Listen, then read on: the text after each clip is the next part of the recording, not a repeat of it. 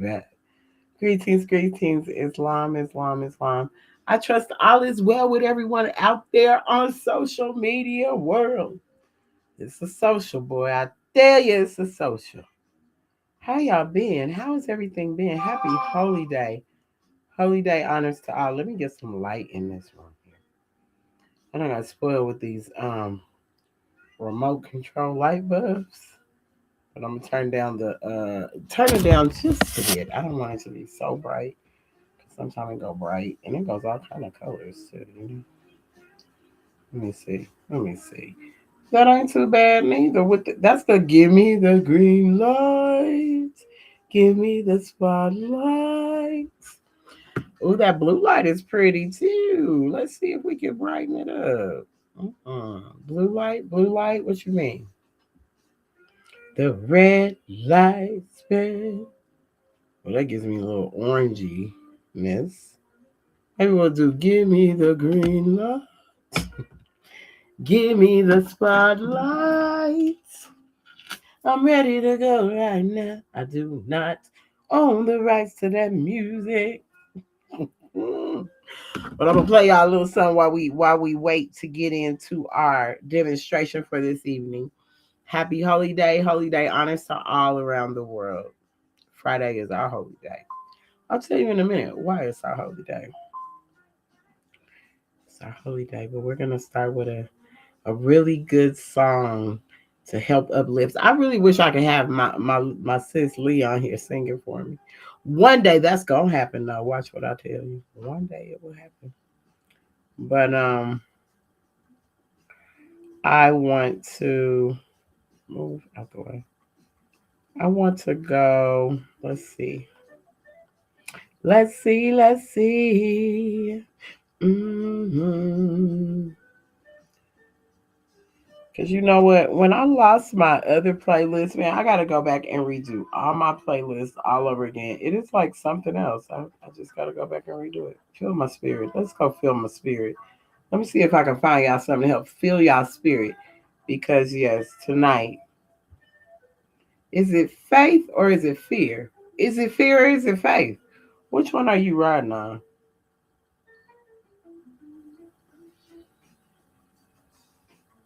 Yes. Is it fear or faith? Is it fear or faith? I do not own the rights to this music at all. Only Yolanda Adams owns the rights to this music. I don't. It's not my song, but it's my song. Talk to me. You gotta have these talks because, boy, we have fallen far from really what faith should really mean to us. Talk to me. When Yolanda saying, I can't blow like her. Alone in a world, it's just me and you. I feel so lost that I don't know what to do. But what if I choose the wrong thing to do? I'm so afraid of disappointing you. So I need to talk to you and ask you for your guidance, especially today when my mind feels so cloudy. Guide me until I'm sure. Thanks for that. I had you on the wall. My heart. I shall do. Oh, yes. Come on. What'd you say, Yolanda? My hopes and dreams are fading fast. I'm all turned out. And I don't think my faith don't. My strength may not last. So I'm crying out crying out to you. And I know that you're the only one who is able to pull me through. So I know I need I gotta talk to you. and ask you for your guidance, especially today. When my world seems so cloudy, Lord, guide me until I'm sure. I open up my eyes. Oh yeah, yes I do. She said, show me how to do things your way. Don't let me make the same mistakes over and over again. Your will be done, and I'll be the one to make sure.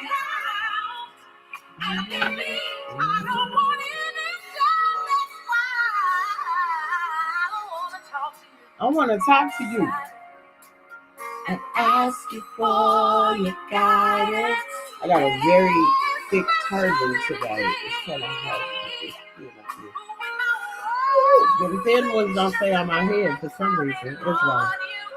Guide me through. That's why I open up my heart.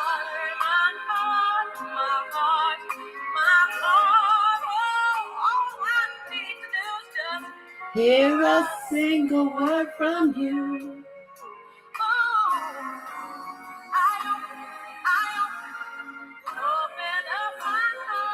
Open up my heart to you all day. I do not own the rights to this music. Let me grab these glasses up. I open my heart. Whoa, you just say one word. I open up my heart to you. You're the lover of my soul. Captain of my sea, I need a word from you. That's why I open up my heart.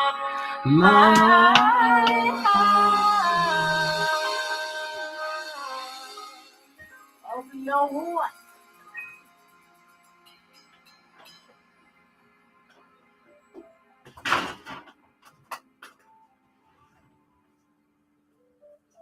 Open up your heart, y'all. Is it faith or is it fear?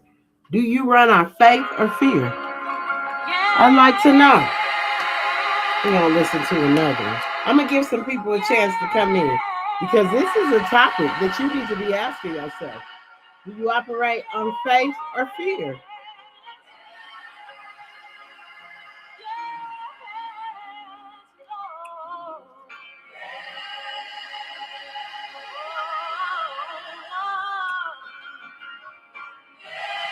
My soul. I do not own the rights to this music, but I love it in the color purple.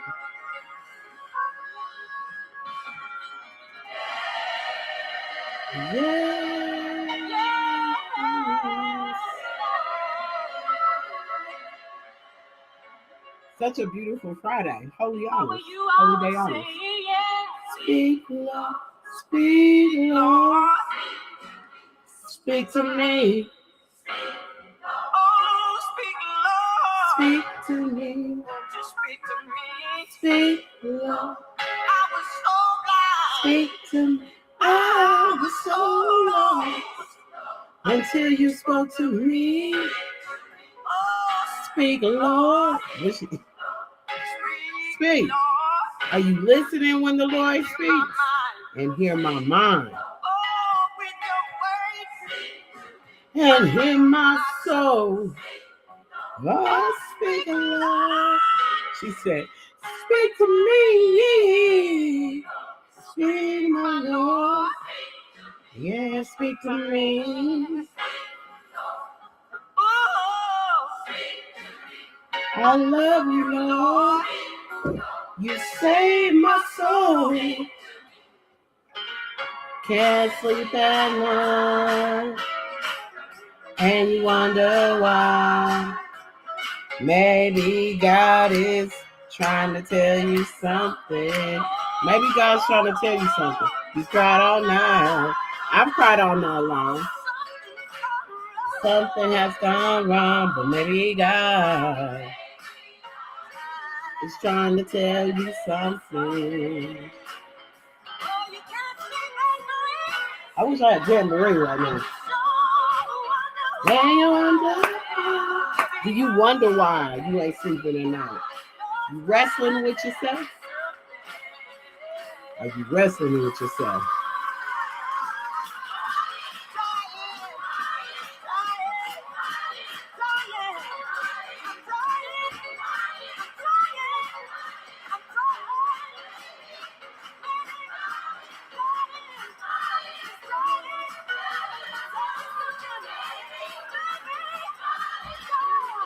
Maybe God is.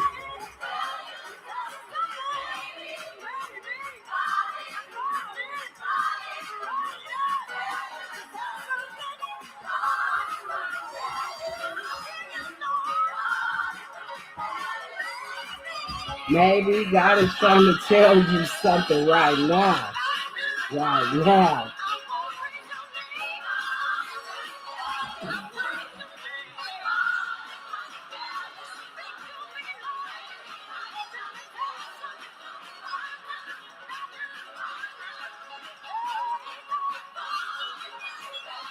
Thank you, God.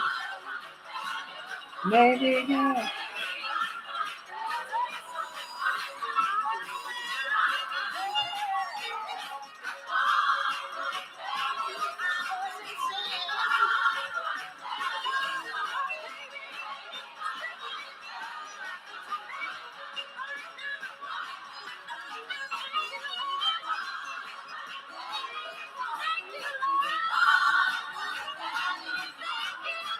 Maybe God is trying to tell you something right now. God is trying to tell you something. Are you listening? You waiting for somebody to come and tell you for God. Maybe God is trying to tell you something. You're afraid to listen. You're afraid to hear. You're afraid to open your heart. You're afraid to open your heart. Understandable. But we have to stop being afraid to open our heart. Hey, cousin, I love you. We have to stop being afraid to open our heart. If you have time to come on. We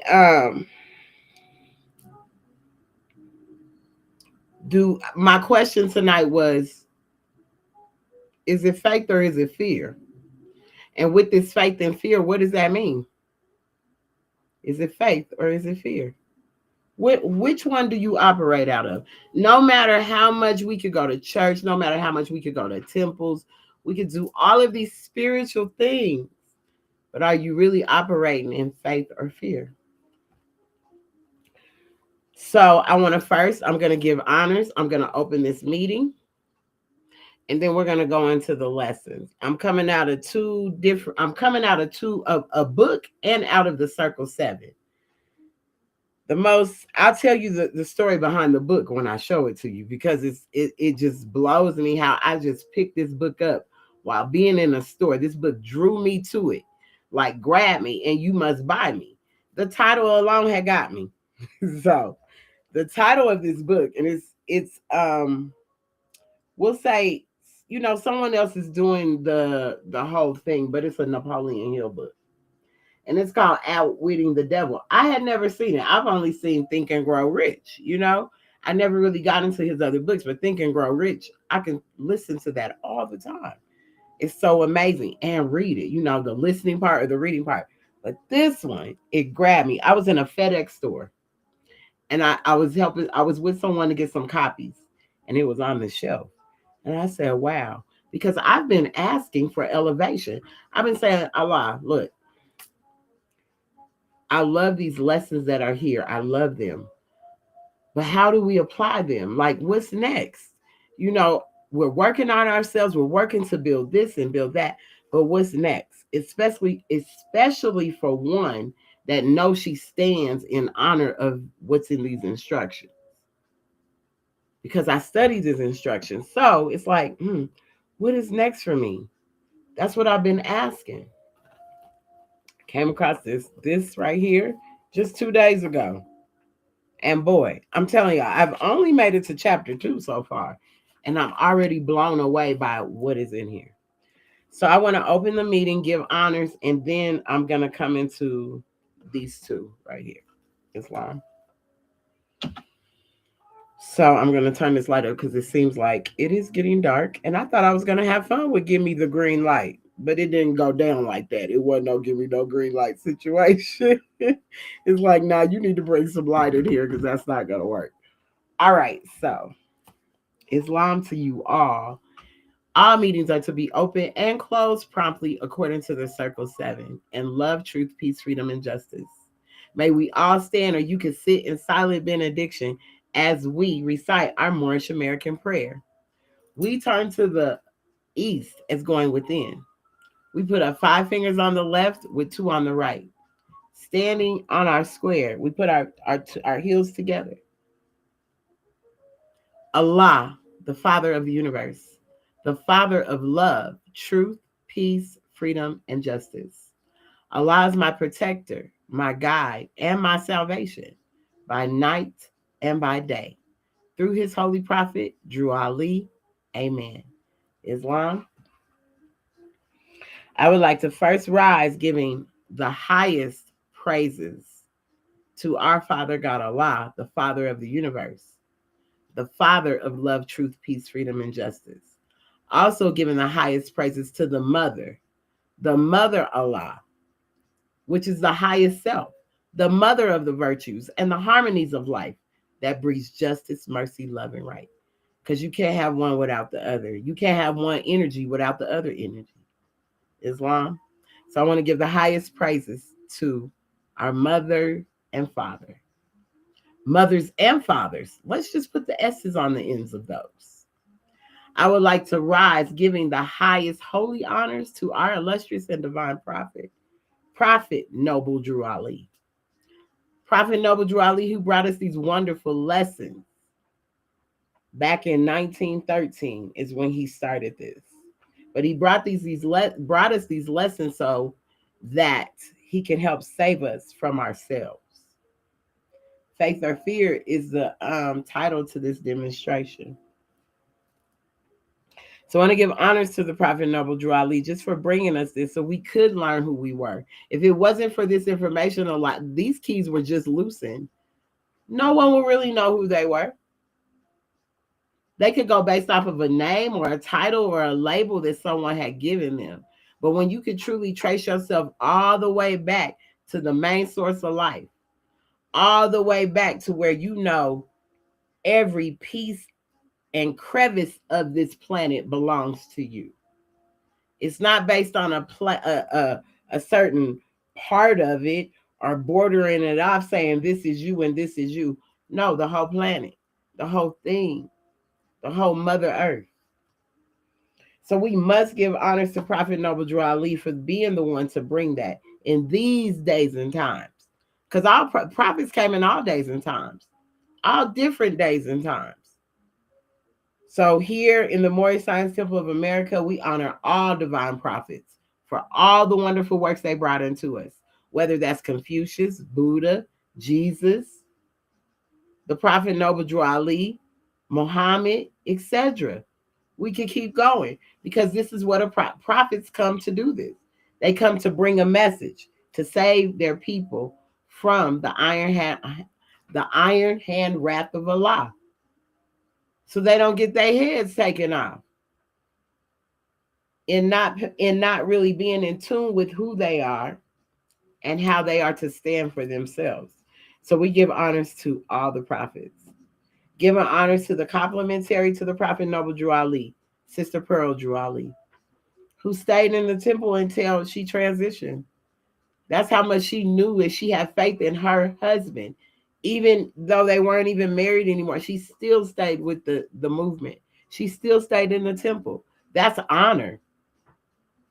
There is so much honor in that because she knew within, just like any woman, our intuition tells us, our powers tell us whether this energy is right or not. And she knew she had that much faith in her husband. Now, whatever drew him and her away from each other, I don't know. I wasn't there. But what I do know, based on the instructions that the prophet left for us, it's a powerful demonstration. I can see how she wouldn't let go, especially when it's based on something where you're learning yourself and you're learning how to tap into you. You might not like all these parts that you're finding out about yourself, but when it's all said and done, the love you end up having for yourself through the good and the bad is more than anything. So on this holy day, we bring in this demonstration. I would like to give honors to all the righteous Moors in the movement, all the ones that work so hard and stand on their principles and morals at all times. They don't waver from it. I give honors to you. I give honors to you ones that through all of this bashing of what Islam is to some parts of the world, you still stood with the Prophet Noble Drew Ali. You didn't waver. Because whatever they got going on over there, representing what this is not what the Prophet brought for us. He brought us that true sense of this faith. Not a religion, because Islam is a faith. To some, it's a religion, but it's a simple faith. So we got to give honors to all of that. The complementaries, the forerunner to the prophet, Marcus Garvey, Marcus Mosiah Garvey Bey. We give him his Moorish attributes because he was the forerunner to the prophet like John was to Jesus. John came before Jesus. He prepared people to meet their king. He prepared everyone to meet their king. Marcus Mosiah Garvey Bey did the same with Prophet Noble Drew Ali. He was the forerunner to the prophet. So the prophet could come and save the people. But purity must come before love. You must purify the way for love to take the way. If it's not pure first, then the love can't come in. That's where we got purity messed up. That's where we got purity messed up. Because we'll say white. You'll call somebody white. White means purity. Purity means God. God means rulers of the land. You're the ruler over this land. The image of God made in manifestation into this flesh. So it's up to you to be the rulers of the land. It's up to you to protect the land. It's up to you to protect the children. It's up to you to protect the prophets. Whether it's Jesus, Muhammad, Buddha, Confucius, the Prophet Noble Drew Ali, etc., etc. It's supposed to be up to us to hold this sacred knowledge that was brought to us. It's up to us to protect that. We're those angels that protect the city of Mecca from the unbelievers. We must continue to do so. Islam. So we want to give honors to all out there that work hard, push hard, have never left the prophet, continue to stand with the prophet, walk with the prophet, talk with the prophet, and be what they know.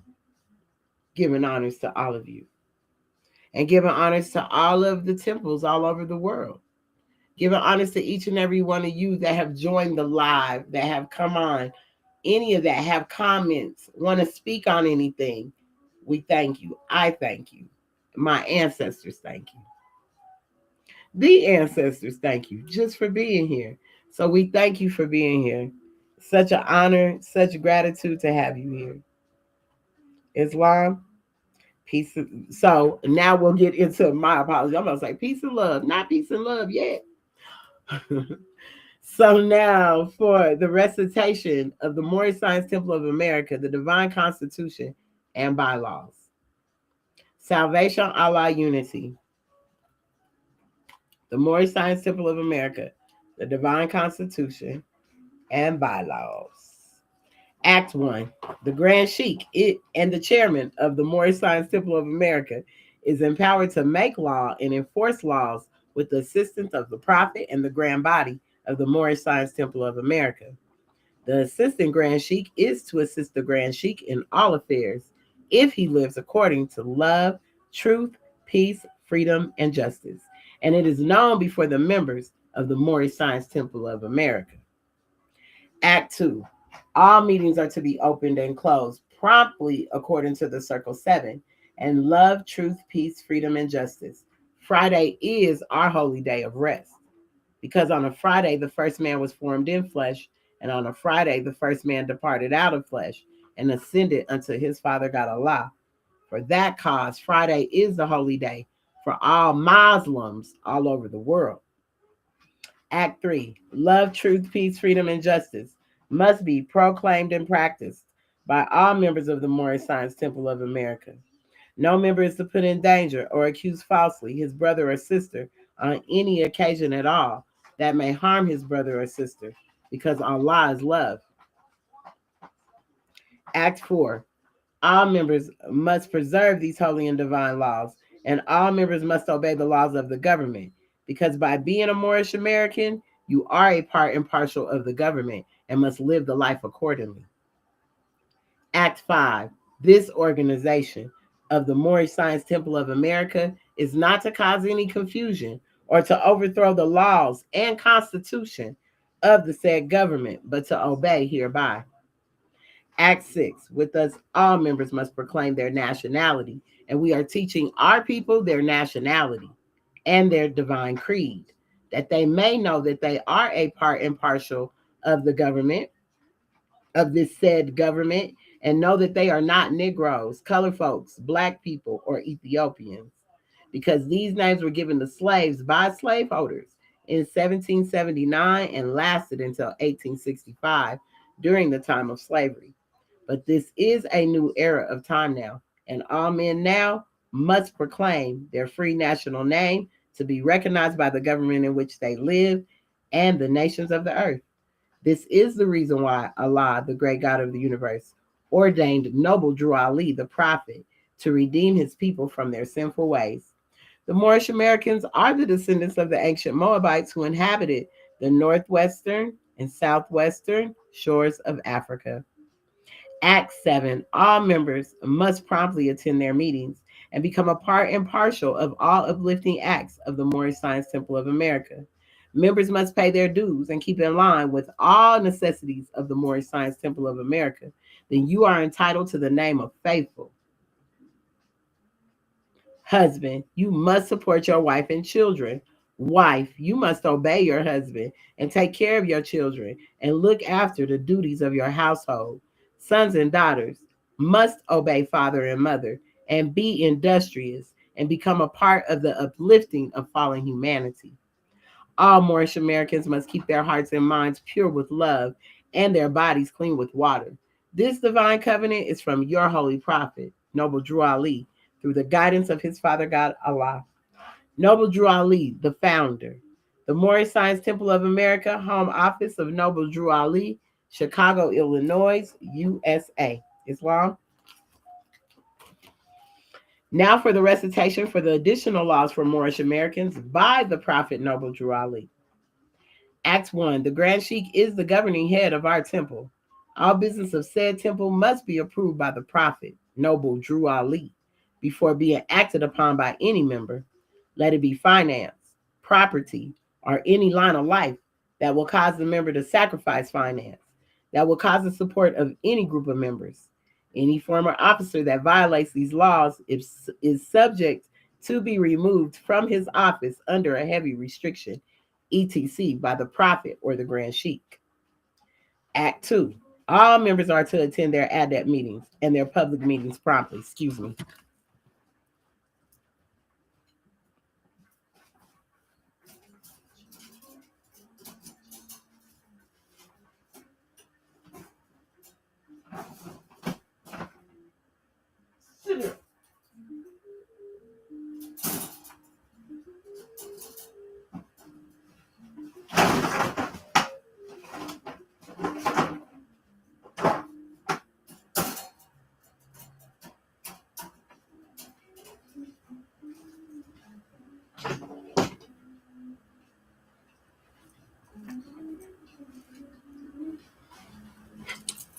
We're back. My apologies.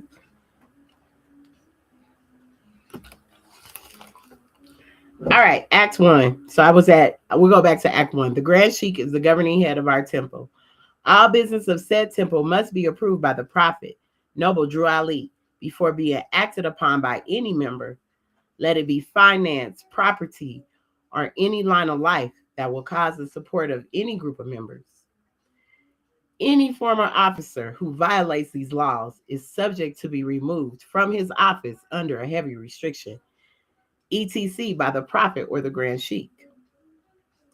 Act 2. All members are to attend their ADEB meetings and their public meetings promptly.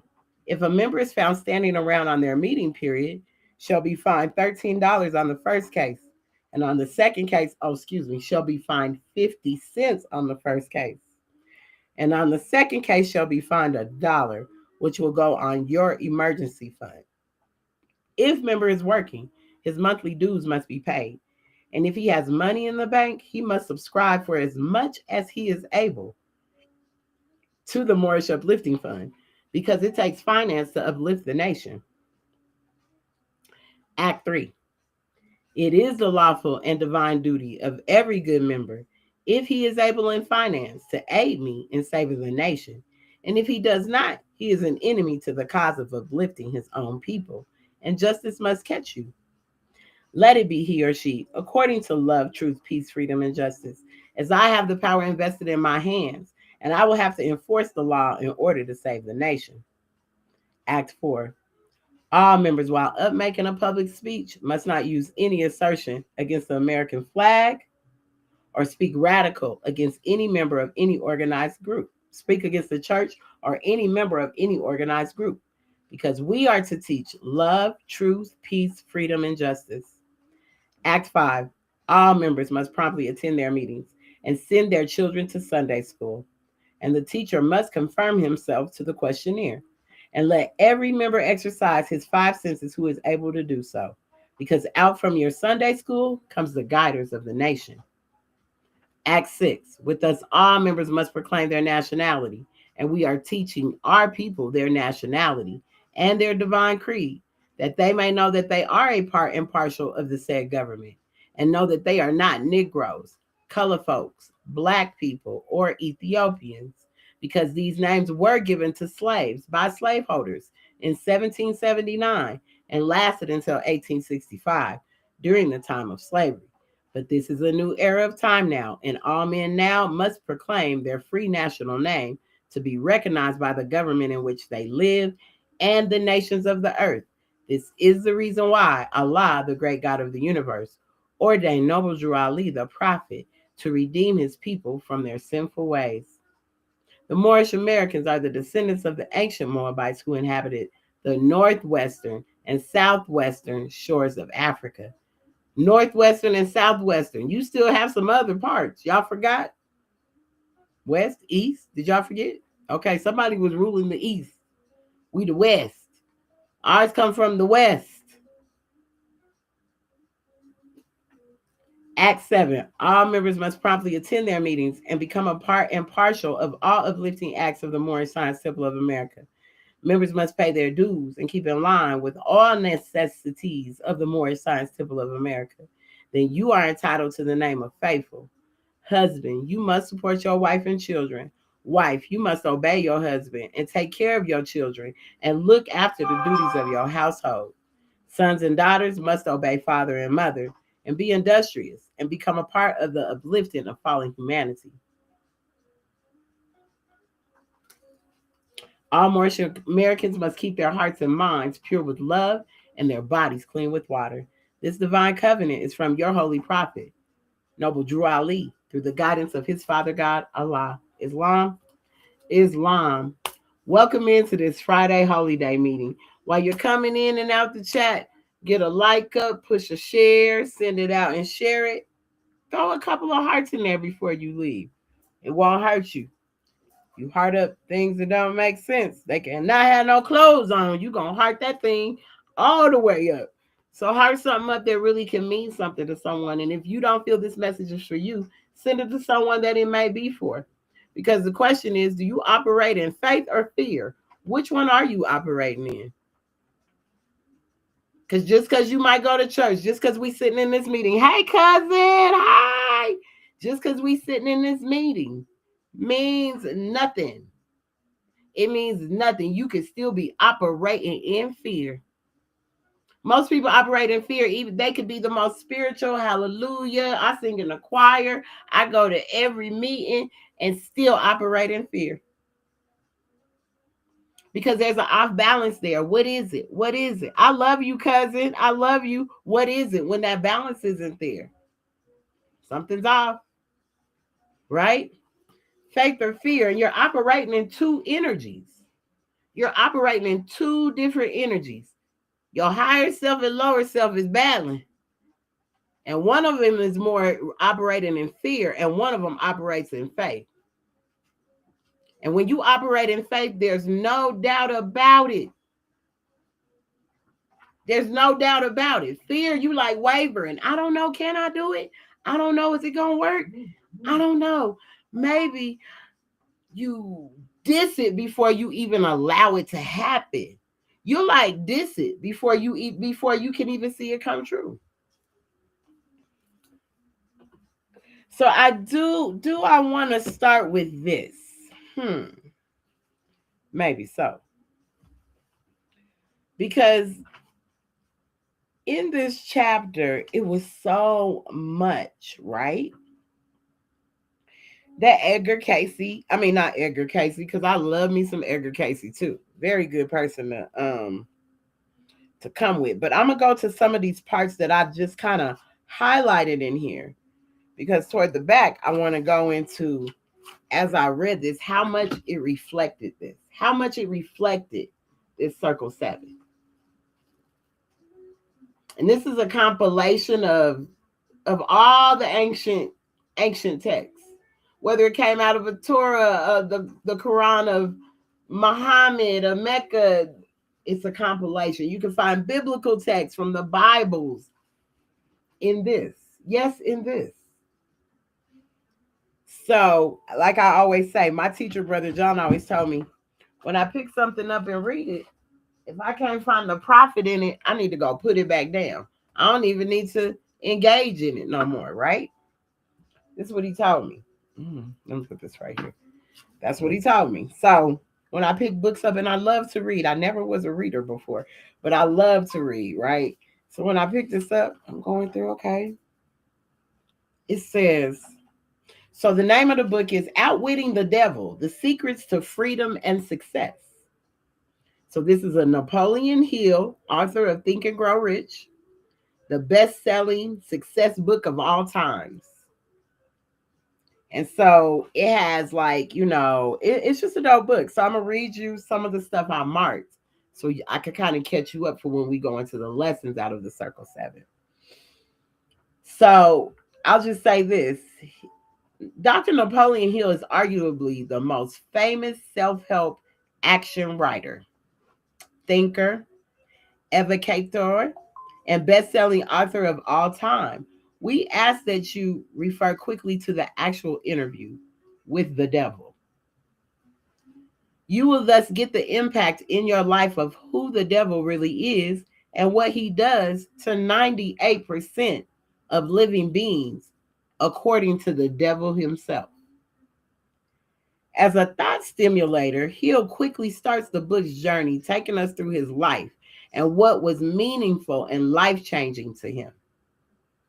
Hill learned the greatest and most useful and instantly helpful success principles on the planet, but he did not know how to use and easily apply them. This is where I'm going to stop right here, and this is what I mean. People can speak they this, they that. I'm holier than that. I go to church every day. I'm this. Do you know how to apply it? Because even through his journey, he'll learn the greatest and most useful and instantly helpful success principles on the planet, but he did not know how to use and easily apply them. We predict that this is true for many people still today. It is easy to say the words and sometimes even think the thoughts, It takes a profound and lasting decision to actually live by the principles daily in every way.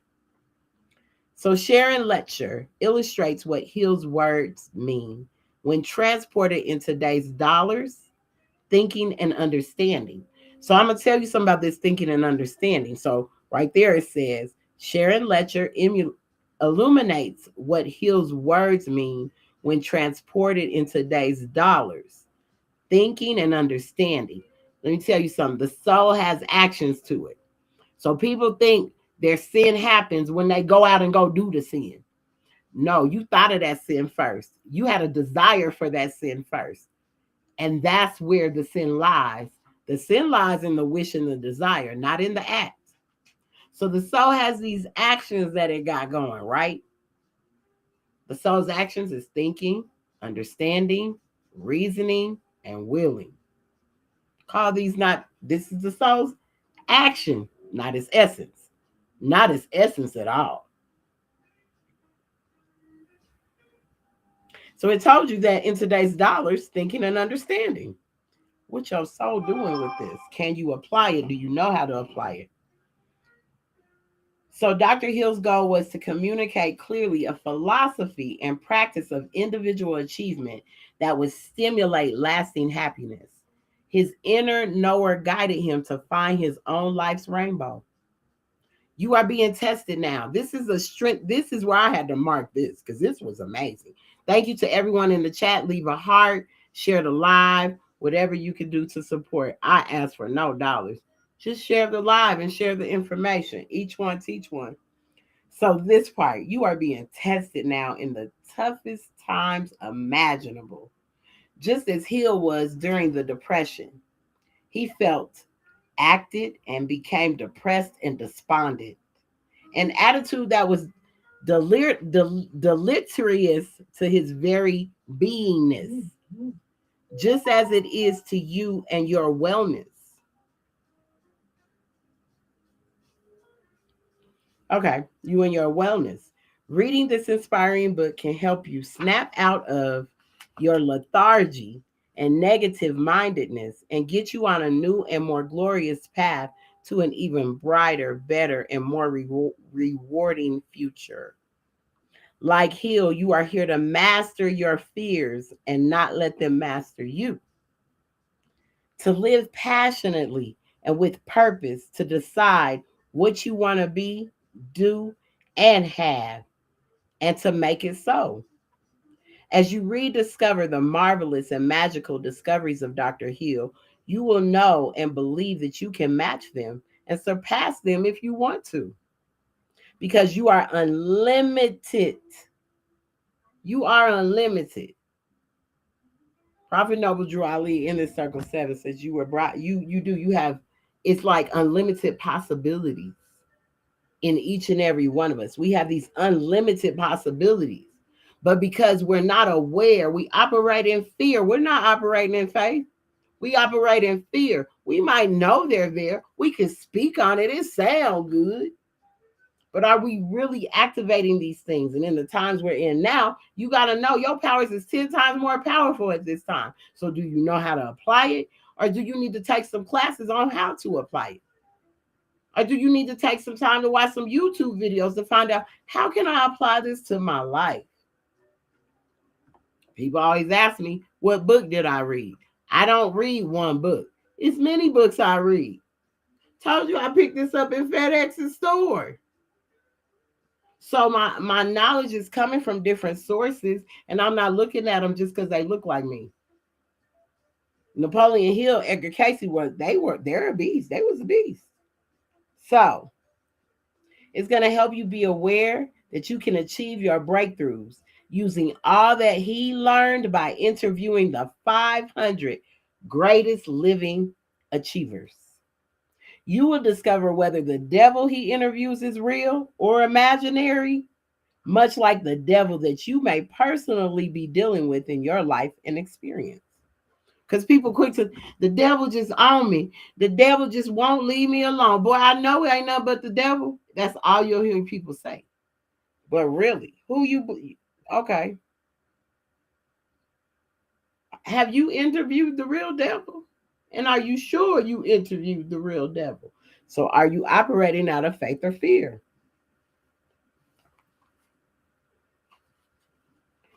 So there are millions of people in the world who have not the slightest conception of the causes of success and failure. The schools and colleges teach practically everything except the principles of individual achievement, right?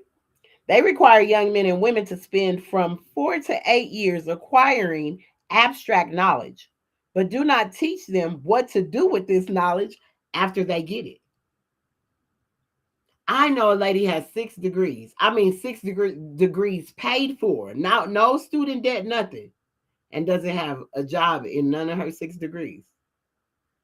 So, like that says, and this, I mean, his labor began in 1908. So this is old time work here.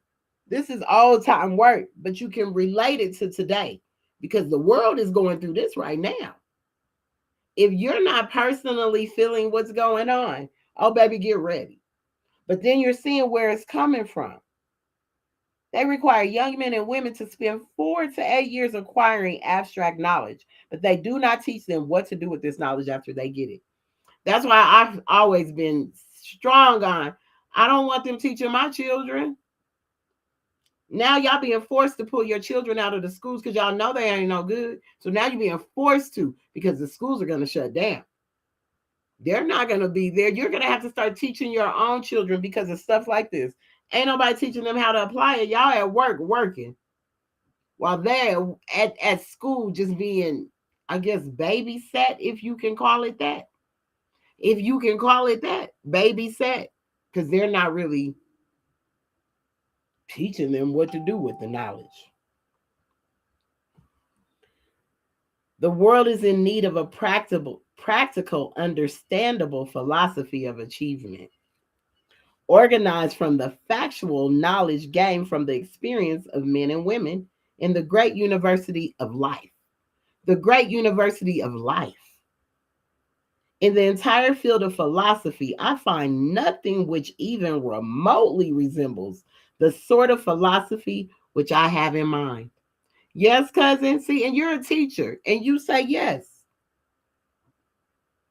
We have few philosophers who are capable of teaching men and women the art of living. They have even few philosophers that can teach people the art of living. So I'm going to skip around because I'm going to get into this circle 7. My experience has taught me that a man is never quite so near success as when that which he calls failure has overtaken him. For it is on occasions of some sort that he is forced to think. If he thinks accurately and with persistence, he discovers that so-called failure usually is nothing more than a signal to rearm himself with a plan or a purpose. Most real failures are due to limitations which men set up in their own minds. I'm telling you, all of this is thought provoked. Everything you think comes into a manifest. Everything you think happens. If they had the courage to go one step further, they would discover their error. That's the thing about this Moorish science. You go in and you start discovering yourself, and you start seeing the error you've been making. And you have to be all right with that because that's real growth. And then you're going to learn how to apply these things to that so that you don't fall back into that nonsense no more.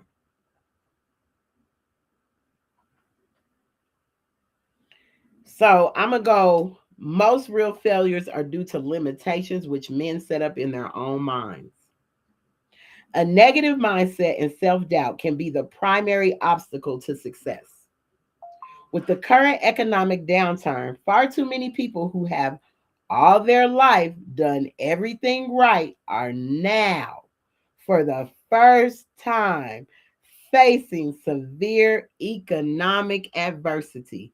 Now, I don't know how new this, but I told you this started in 1908. So for it to reflect today's times and date tells you that this is nothing but a cycle and a circle that keeps going. Are you still on that hamster wheel? Are you operating in fear? Are you operating in faith? And for real, which one is it? Which is your friend for real? The greatest barrier to their recovery is their own fear and self doubt instilled by their recent experience. Have you allowed the current economic downturn to overtake you? Have you? That's a question for y'all. I would like to hear an answer. Have you?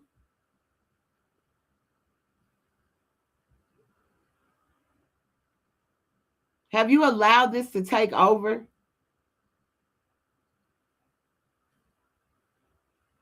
Just wondering. Just wondering. Have you allowed this economic downturn to affect you?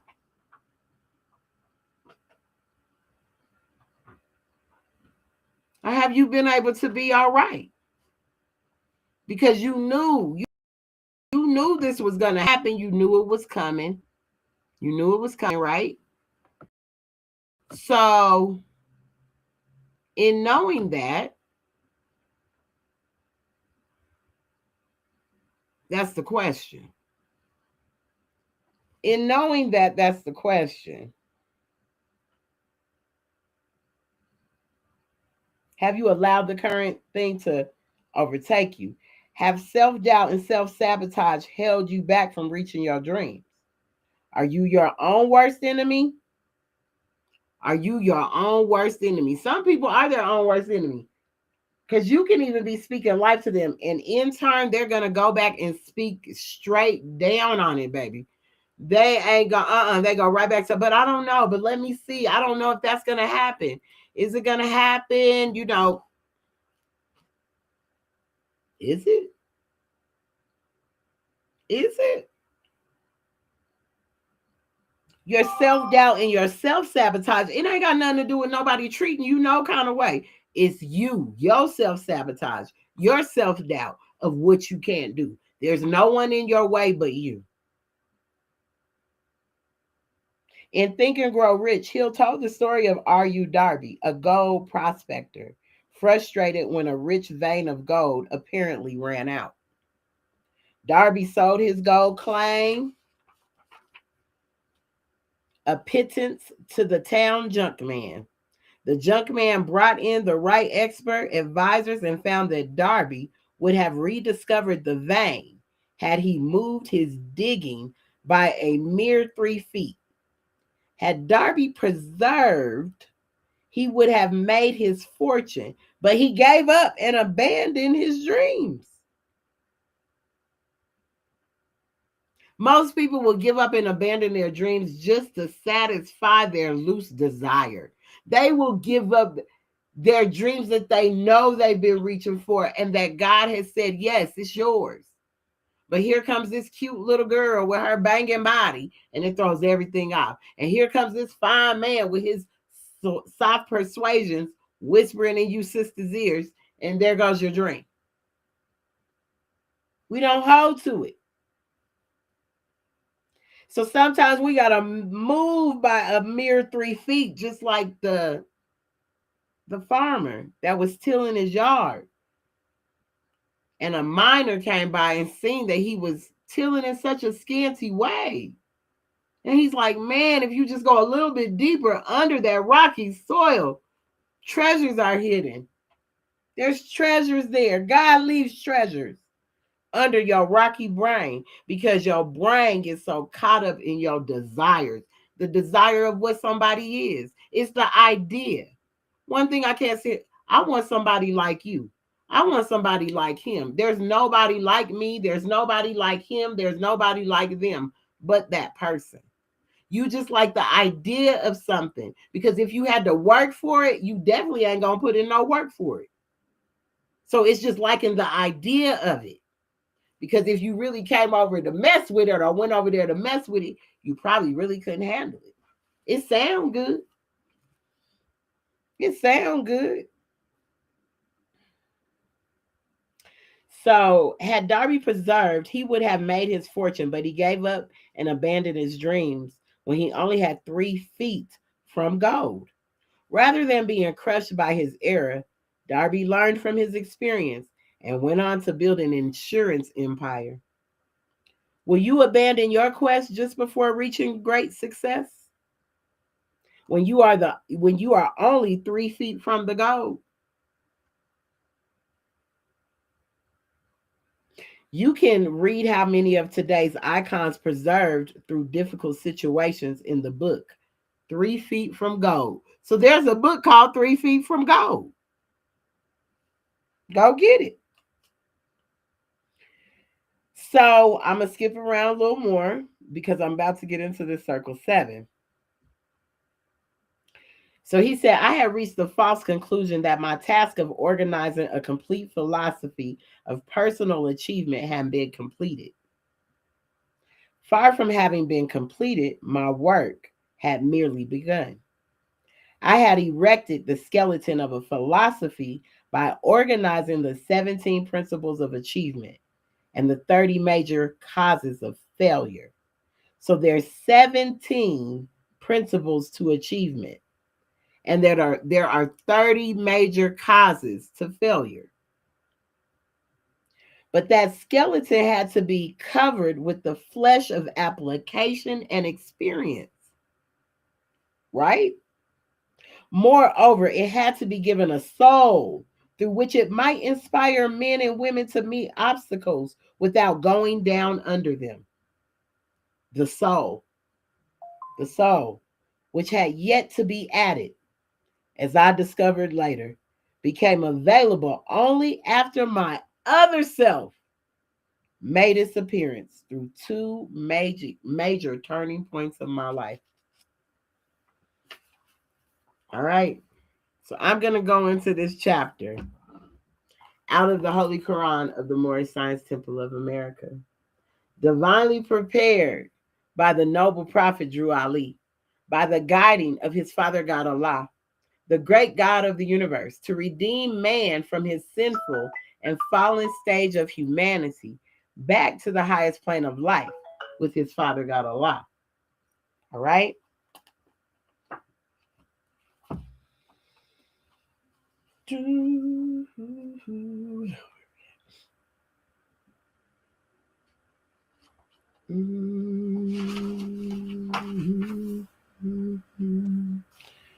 So we are going to go into chapter 3.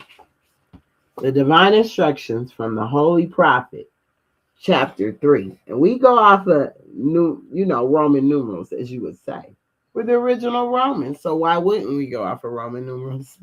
You know what I'm saying? Why wouldn't we? But anyway, some people don't know how to read Roman numerals. I do. So learn how to read them. Very important too. So the divine instructions, Islam giving honors to these instructions from the Holy Prophet, chapter 3, Elihu's lesson, the unity of life. You got to know your other self. You got to know your other self. We're going to get into the other self.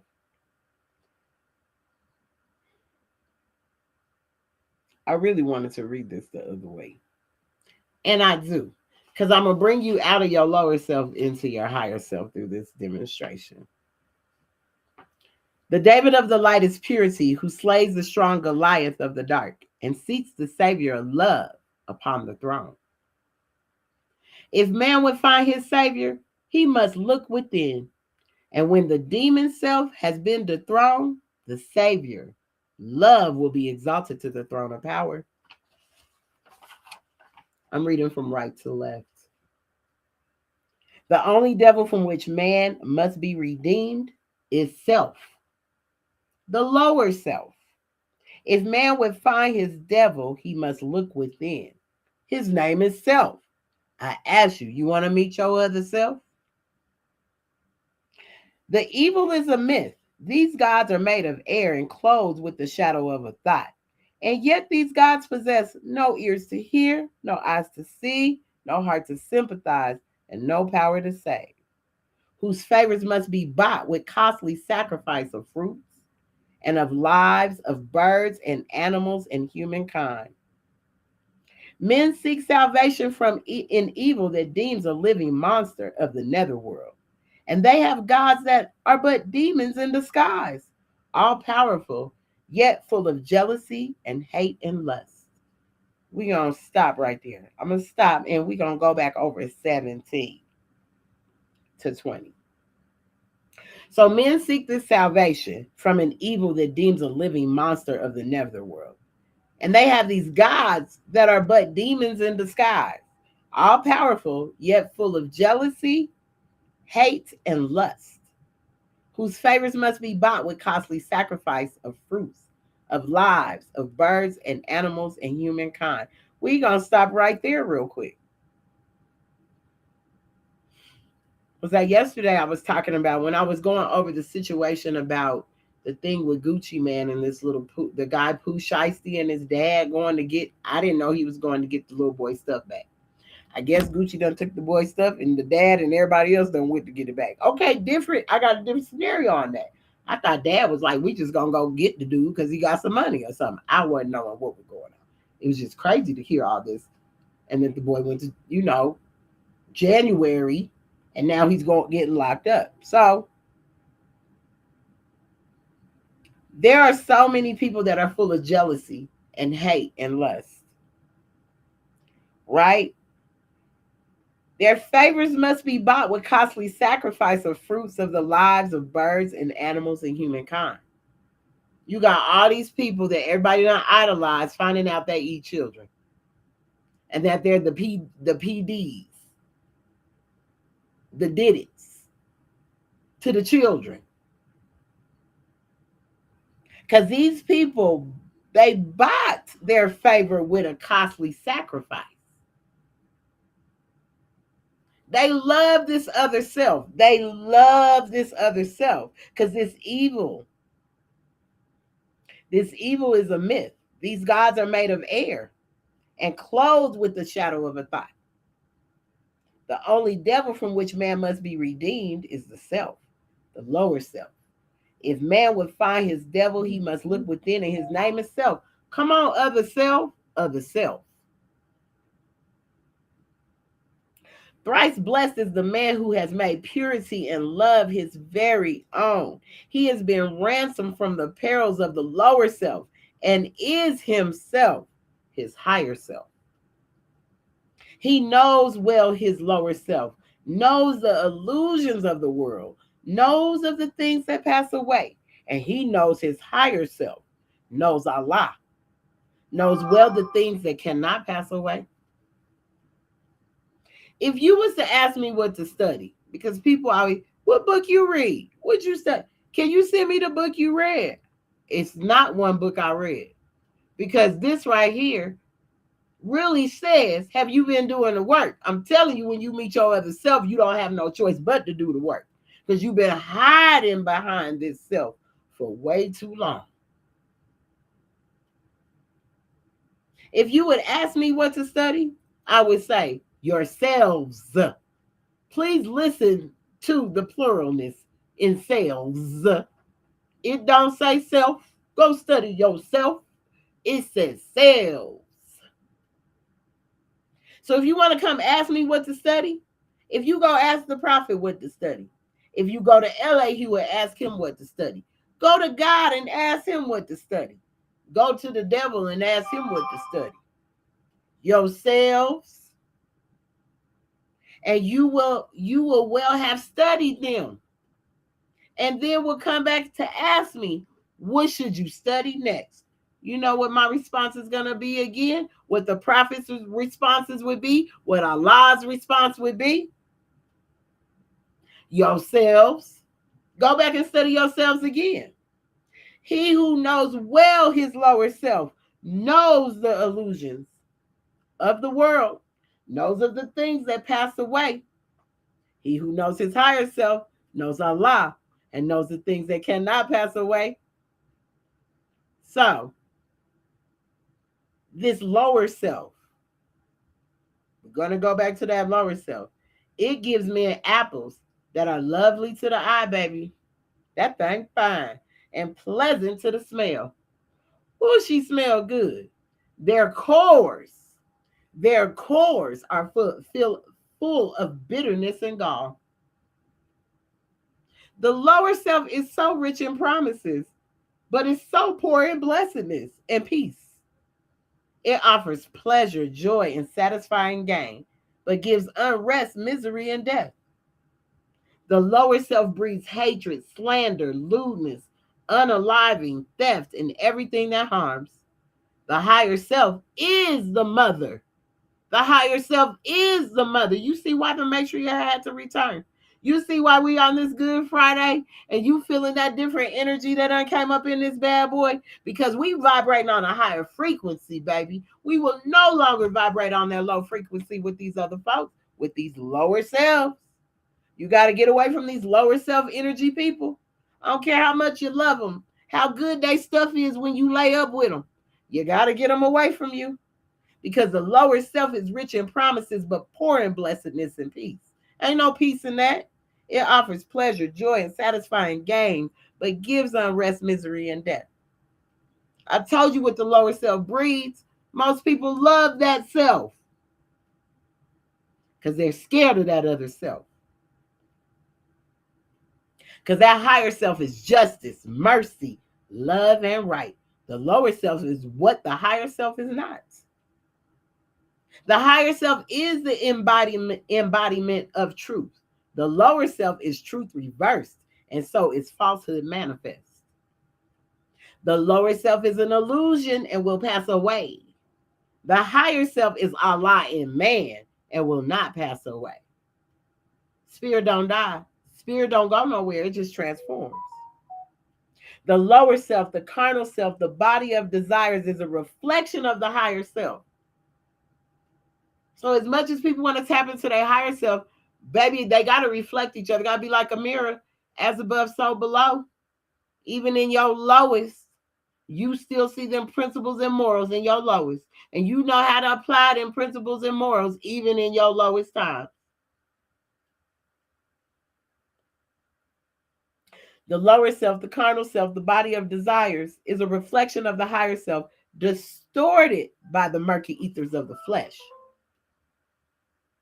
So that higher self is distorted by the murky ethers of the flesh because this flesh got murkiness to it. It's very murky. It's very lower energy. It's very lower self. The higher self is human spirit clothed with the soul, made in the form of Allah. So see, the higher self is human spirit clothed with the soul. If you heard what Napoleon Hill said, he said the soul hadn't been added yet. The soul which had yet to be added, as I discovered later.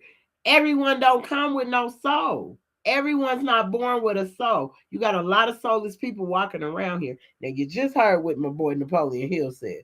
The soul, which had yet to be added, as I discovered later, became available only after my other self made its appearance through two major turning points of my life.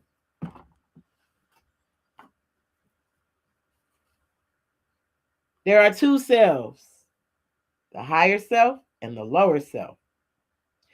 They will not do to other men what they would not have other men do to them. Blessed are the pure in heart, for they will love and not demand love in return. No man live unto himself, for every living thing is bound to cords by every other living thing. We are all bound by cords. So just as much as you don't want to think your action has anything to do with the collective, because you out there being ratchet and doing whatever, men and women, it affects the collective because we're all bound by cords. No man lives unto himself, for every living thing is bound to cords by every other living thing. Again, Elihu met his pupils in the sacred grove and said, Elihu's lessons, the unity of life, chapter 3 out of the Circle 7 Quran. So this other self that he has to come in contact with, he had to realize he had two selves. Napoleon Hill didn't know he had two selves. And he felt like when that higher self came in to correct his thoughts, when that higher self came in, this is when the soul was at it.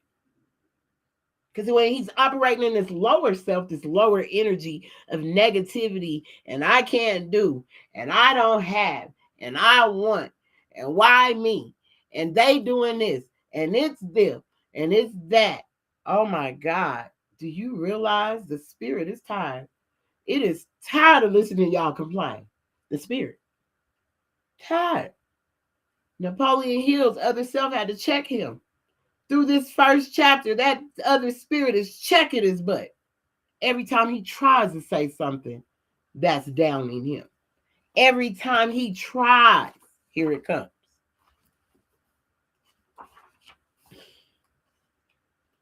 Okay? So I'm going to say this. For a proper perspective, $3,156 in 1918 would represent $45,000. So I'm going to say this. He wanted to go to business. He wanted to purchase this business college, and it was going to cost him this certain amount of money. Right? And he was trying to figure out where it was going to come from because he didn't have it. So today, based on the Consumer Price Index, the average for each year compiled by the U.S. Bureau of Labor Statistics, and 202,000 using the nominal GDP per capita tables. Not a bad profit for a first year in a magazine business. So mind you, he invested $3,000. He came out on some money just off of $3,000. He didn't have the confidence. And the other self was trying to tell him that he has this confidence. So this was only the beginning of Hill's love for magazines. The Golden Rule was followed by his publication, the Napoleon Hill magazine. Later in life, he became the editor of Success, a magazine that is still published today. So he organized a training school for salesmen. His first assignment was to train a sales army of 3,000 people for a chain store company, for which he received $10 for each salesman who went through his class. Within 6 months, his work had netted a little over $30,000. Success as far as money was concerned was crowning my efforts with abundance. Again, I became fidgety inside. I was not happy. It became more obvious every day that no amount of money would ever make me happy. Most people, no amount of money makes them happy. I don't care what they can't. They're still not happy. They want more and more and more. If y'all remember, I told y'all the story about the man that owns Zaxby's. When I was doing his wife's hair, and she said, he don't want to be in this mansion no more. We're moving. He's buying one around the corner at the other country club. And then when I go do her hair the next time, they've already moved in the other mansion. I said, that is wild. Because a lot of times you can have all the money, but that don't make you happy. That don't make you no happy person. Just because you got a lot of success and a lot of money means nothing. He says it didn't seem like no amount of money was going to make him happy. Without the slightest reasonable excuse for my actions, I stepped out and gave up a business from which I might easily have earned a healthy salary. My friends and business associates thought I was crazy, and they were not backward about saying so. Frankly, I was inclined to agree with them, but there seemed nothing I could do about it. I was seeking happiness, and I had not found it. Please leave the heart, you guys. Heart in the chat. Share the live. Frankly, I was inclined to agree with them, but there seemed nothing I could do about it. I was seeking happiness, and I had not found it. At least that is the only explanation I could offer for my unusual actions. What man really knows himself? What man really knows himself? Do you know yourself? Do you know yourselves? Because you might know yourself, but you don't even know yourselves. There's a difference. So, like he said, he became fidgety inside. It became more obvious every day that that wasn't going to work. So she's given the manuscript, this lady, and she says, I could have written this about myself a few years ago. I could write about this stuff about myself right now. But when I took action by leaving a situation that, although financially rewarding, was no longer aligned with my personal mission, new doors of opportunity opened for me. It turned out to be the best decision of my professional life. Can you think of a time in your life when you made a difficult decision, but you knew it was the right one even when others questioned you? Yes. I told y'all the other night, I was doing Mama D's hair because I told myself after certain celebrities, I kept saying, I'm not doing no more of these celebrities. No, I'm good. But then through a client I was working on a TV show, I ended up getting Mama D as a client. I fired myself. I said, first of all, I'm not taking no more abuse from these celebrities because they think because they live a certain way, drive a certain car, because somebody done seen them on TV. Don't make you treat me wrong. That means you got a personal problem with yourself. So I fired myself. I was like, I won't go back. I don't care. They hair can fall out on the floor for all I would care. The abuse.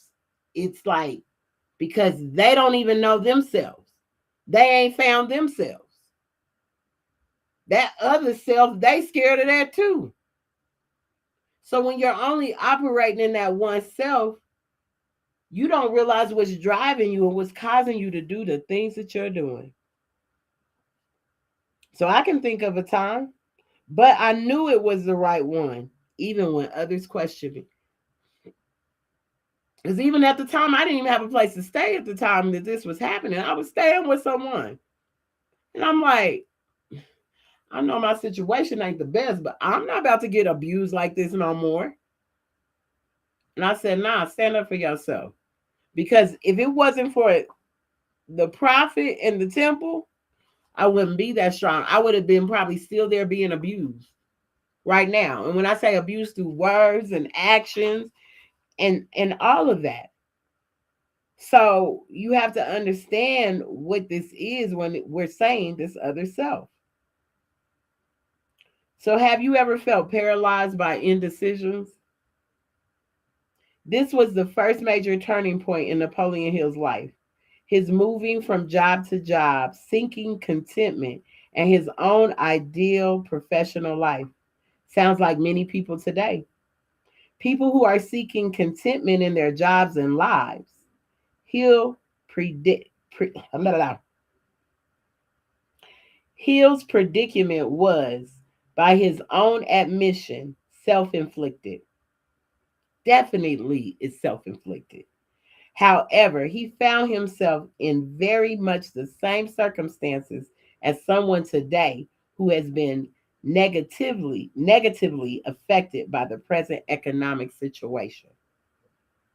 Hill took advantage of his temporary defeat, using it as a spur to force himself into thought and analysis to find his other self. If you have been dealt a blow by economic circumstances, you too can use it as a lever and motivation to find your other self. Okay? Learn this lesson once and forever that you will find happiness only by helping others to find it. You have been a stubborn student. You had to be cured of your stubbornness through disappointment. Man, when I read that, I had to post it and I had to say, Latay had to be cured by her stubbornness through disappointment.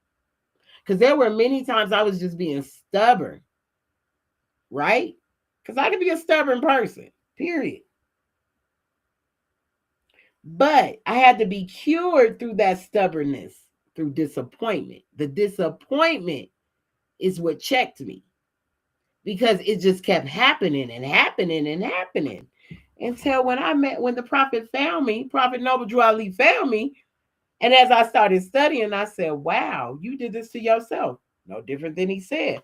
A lot of this was me. Wasn't nobody else. It wasn't nobody else.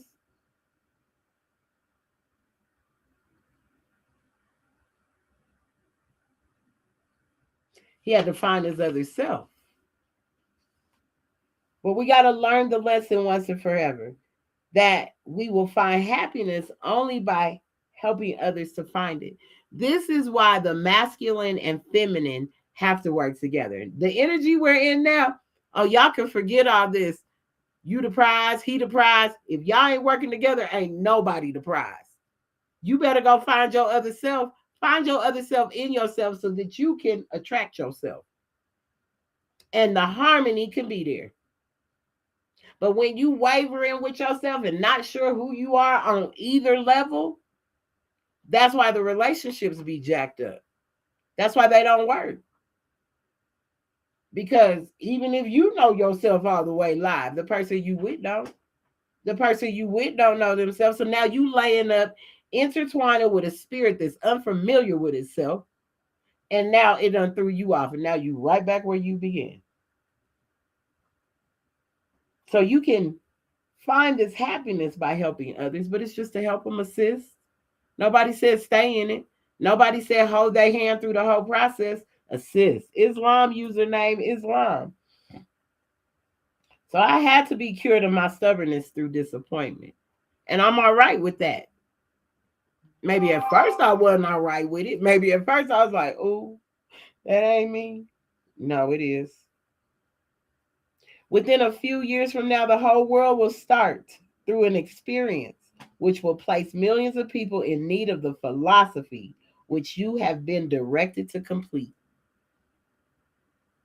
Your big opportunity to find happiness by rendering useful service will have come. Go to work and do not stop until you have completed and published these manuscripts. This is what they're telling Napoleon, which you have begun. So this next one says doubt makes its appearance. So this doubt is making the appearance. Doubt. Are you operating on fear or faith? The spell. If the experience may be so-called passed away, I begin to write. Shortly thereafter, my reason suggested to me that I was embarking upon a fool's mission. The idea of a man who was down and almost out presuming to write a philosophy of personal achievement seemed so ludicrous that I laughed hilariously, perhaps scornfully.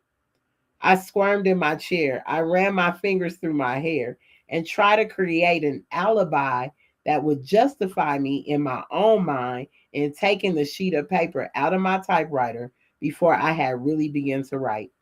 But the urge to continue was stronger than the desire to quit. You see that? The urge to continue was stronger than the desire to quit. Because that urge, that willingness that comes from on high, that other self was like, I'm not quitting. That higher self said, I'm not quitting. That was the urge to continue. Because it was stronger than that lower self, which has the desire to quit. That lower self will make you quit on something in a minute. A person, an opportunity, your dreams, instantly. Because you thinking about somebody else's stuff. So remember the time that you wanted to quit, but something drove you to keep going. It may have been your other self. It may so much have been your other self that said, you should continue on. Don't stop. Don't quit. You want to quit, but you better not. You better not quit. So looking back now in the light of all that has happened, I can see that those minor experiences of adversity through which I had passed were among the most fortunate and profitable of all my experiences. They were blessings in disguise because they forced me to continue a work which finally brought me an opportunity to make myself more useful to the world than I might have been had I succeeded in any previous plan or purpose. Right? So he says for almost 3 months he works on these manuscripts, completing them during the early part of 1924. So these are thought processes that don't stop, because this is energy that don't die, it just transforms. So he had booked a lecture to Canton, Ohio, right? He didn't have no money. And in his audience said a Dr. Mellett, publisher of the Canton Daily News, right? And Mr. Mellett became so thoroughly interested in the philosophy of the individual achievement on which I lectured that the night that he invited me to come to see him the following day, right? This visit resulted in a partnership, which was to have taken place on the first of the following January.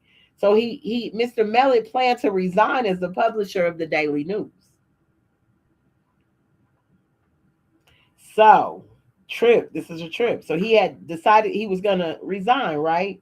And to take charge of the business and publishing of the philosophy on which I had been working. So now he's getting this opportunity from someone's like, yeah, I'm just tired. I don't want to do this no more, right? That visit, so as I said, that visit resulted in this partnership. So, however, in July of 1926, Mr. Mellett was unalived by Pat McDermott, an underworld character. Peep the language.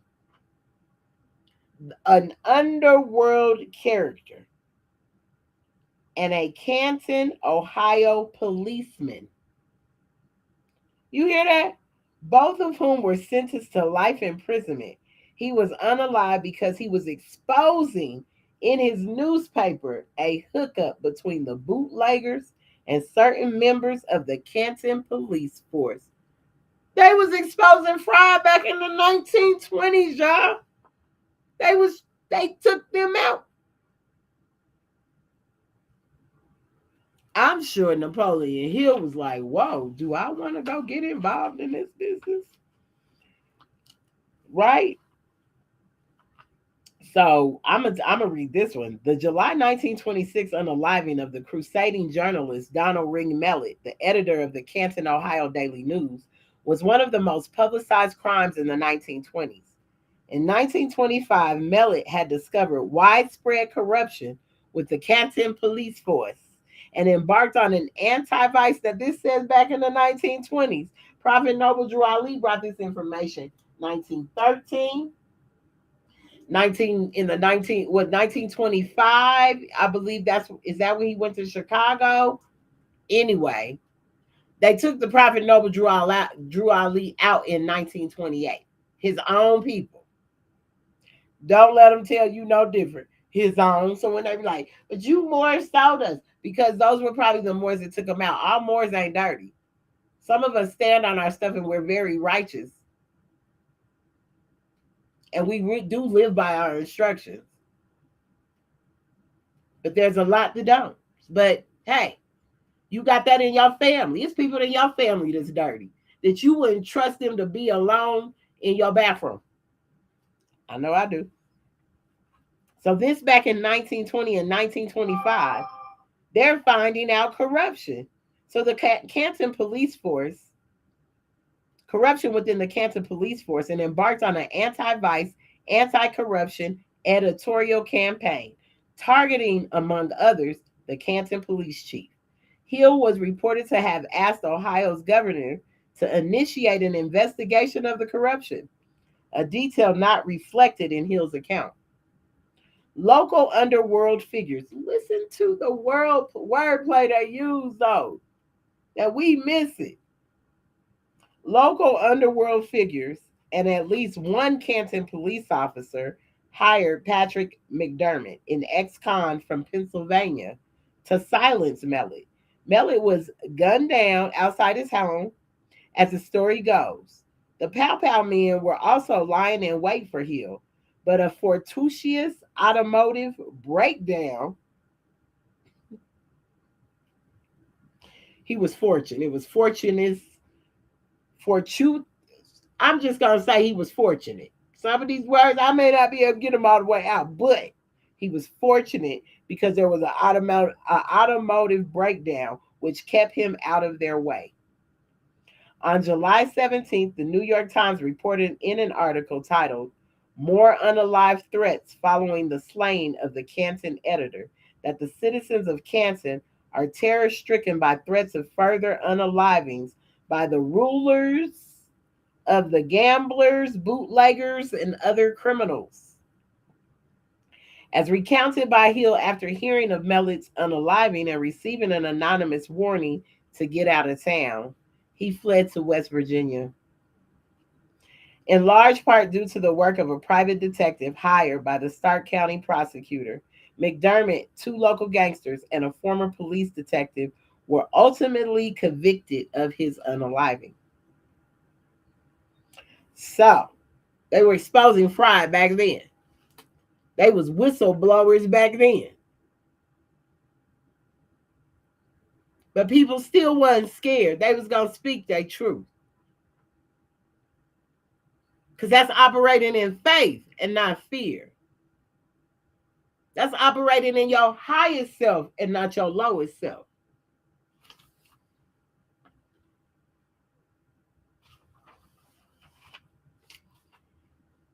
He says,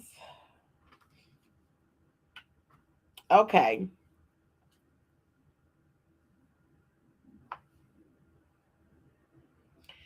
So he says that when this happened, he slowly, step by step, felt himself slipping into a state of lethargy from which he was afraid. I should never be able to emerge.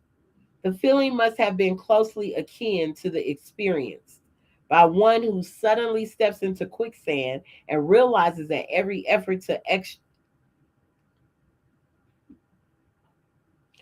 Man, what's wrong with me tonight? I don't know. Usually I do very well in reading. I can pronounce these words and know what they mean, right? Extricate himself carries him just so much deeper. Fear is a self-generating. Fear is self-generating. Fear is a self-generating Morris. Fear is self-generating through your thoughts. You let your lower self take over. That's the fear self. The higher self ain't afraid.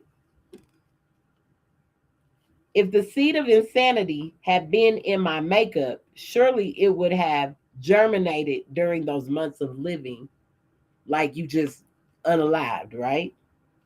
Foolish indecision, irresolute dreams, doubt and fear were my mind's concern day and night. The emergency I faced was disastrous in two ways. First, the very nature of it kept me in a constant state of indecision and fear. Secondly, the forced concealment kept me in the idleness, which is attended heaviness of time, which I naturally devoted to worry. My reasoning faculty had almost been paralyzed. I realized that I had to work myself out of this state of mind. But how? How do you work yourself out of this state of mind? The resourcefulness which had helped me to meet all previous emergencies seemed to have completely taken wing, leaving me helpless. So out of the difficulties, there were burdensome enough to this point grew another which seemed more painful than all the others combined. I know we've all been through that. It was the realization that I had spent the better portion of my past years in chasing a rainbow, searching hither and yon for the causes of success, and finding myself now more helpless than any of the 25,000 people whom I had judged as being failures. This thought was almost maddening. Moreover, it was extremely humiliating because I had been lecturing all over the country in schools and colleges and before business organizations, presuming to tell other people how to apply the 17 principles of success. While here, I was unable to apply them to myself. I was sure that I never could again face the world with a feeling of confidence. Every time I looked at myself in the mirror, I noticed an expression of self-contempt on my face. Have you ever did that? And not infrequently, I did say things to the man in the mirror which are not printable. I had begun to place myself in the category of charlatans who offer others a remedy for failure which they themselves cannot successfully apply. That's why they say, men love to follow, he hate to lead. Hate to lead, but love to follow, boy. We got to start talking to that man in the mirror, speaking to yourself, because like he said, I begun to place myself in the category of charlatans who offer others a remedy for failure which they themselves cannot successfully apply. That's why it's important, if you're out here teaching these lessons, in any doctrine, in any setting, if it's what you do, at least they should be able to see that, well, it may not be everything you apply, but your life should be reflecting what you're teaching. Through your business, through the way you show up for people, it should be a reflection. The criminals who had unalived Mr. Mellett had been tried and sent to the pen for life. Therefore, it was perfectly safe, as far as they were concerned, for Mr. Napoleon to come out of hiding and again take up work. I could not come out, however, because now I faced circumstances more frightful than the criminals who had sent me into hiding. The experience had destroyed whatever initiative I had possessed. I felt myself in the clutches of some depressing influence, which seemed like a nightmare. I was alive. I could move around, but I could not think of a single move by which I might continue to seek the goal which I had, at Mr. Carnegie's suggestion, set for myself.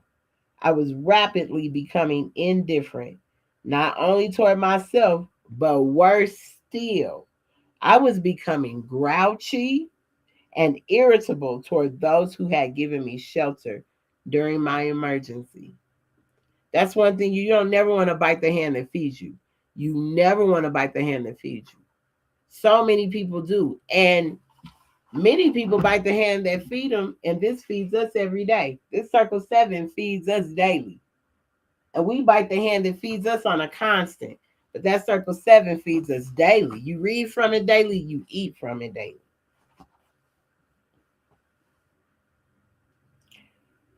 I faced the greatest emergency of my life. Unless you have gone through a similar experience, you cannot possibly know how I felt. Such experiences can't be described. To be understood, they must be felt. That's real talk. Because I've faced this same kind of emergency, not having anywhere to go, frustrated with myself. So my energy probably seems like it's some kind of way toward the people that are giving me a chance, that are actually blessing me with a place to lay my head. But because you got to be familiar with that other self and get out the way of it. And you can't do that. Like he said, he was becoming grouchy and irritable toward those that were really helping him. And most people do that. Most people get in their ego even when they're making it. They get in their ego, they get grouchy, selfish. Now the people that got them where they went, they're mistreating them. It goes the same way. Do you know your other self? Do you operate in fear or faith?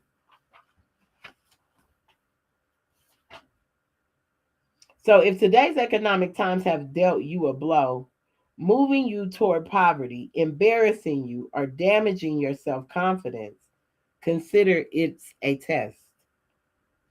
Just as Napoleon Hill did in the late 1920s and 1930s, early 1930s.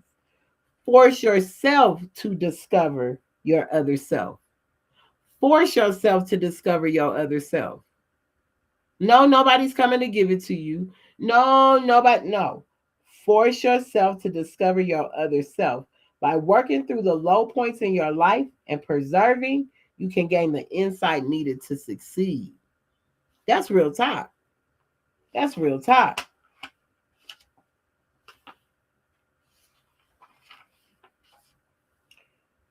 So we're gonna finish this out with these last few pages over here. Because as I said, this is about higher self and lower self. And we may even read one more chapter out of there after these last few pages out of this book. But this isn't even the last page. I told you I'm just about on chapter 2.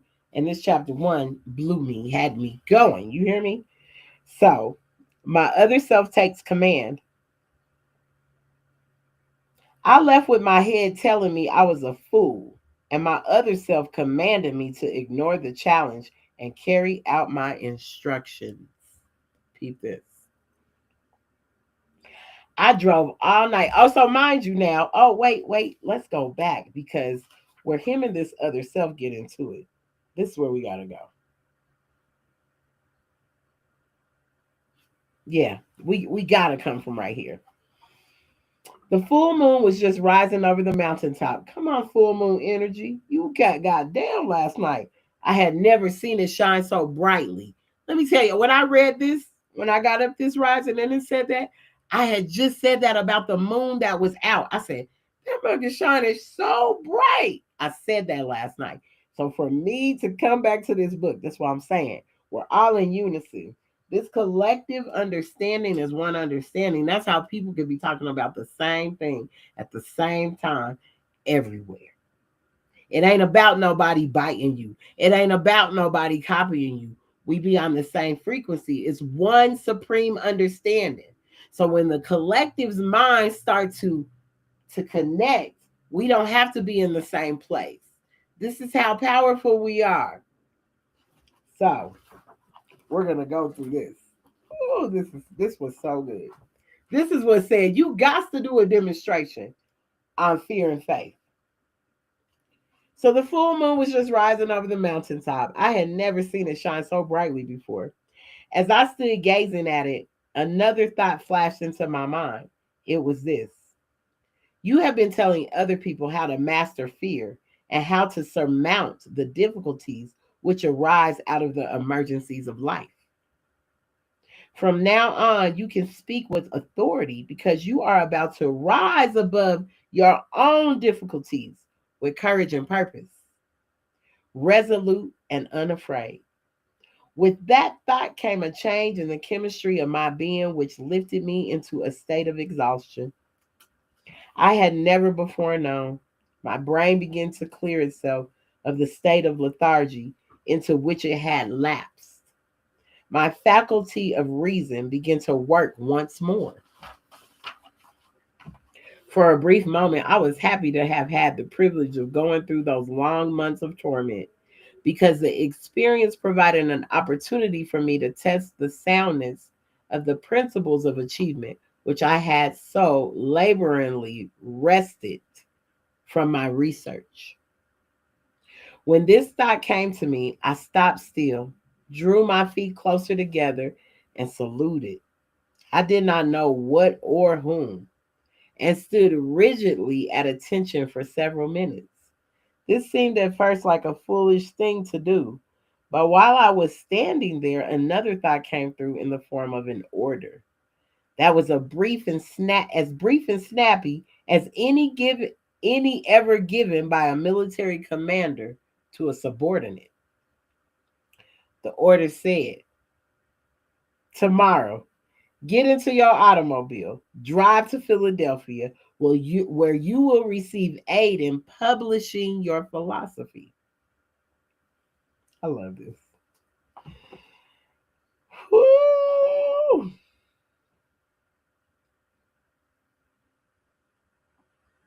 Your philosophy of achievement, excuse me. There was no further explanation and no modification of the order. As soon as I received it, I walked back to the house. went to bed, and slept with peace of mind such as I had not known for over a year. When I awoke the following morning, I got out of bed and immediately began to pack my clothes and make ready for the trip to Philadelphia. My reason told me that I was embarking upon a fool's mission. Who did I know in Philadelphia to whom I might apply for financial aid in publishing 8 volumes of a book at a cost of $25,000? I asked myself. Instantly, the answer to that question flashed into my mind as plainly as if it had been uttered in audible words. You are following orders now. Instead of asking questions, your other self will be in charge during this trip. So don't ask no questions. Your other self is in charge. Shut your mouth. That's what it says. There was another condition which seemed to make my preparation to go to Philadelphia absurd. I had no money. I ain't got no money. What the heck is going on? You tell me go to Philly and get $25,000. I have not a dollar in my pocket. But that other self said, your other self is in control, not you.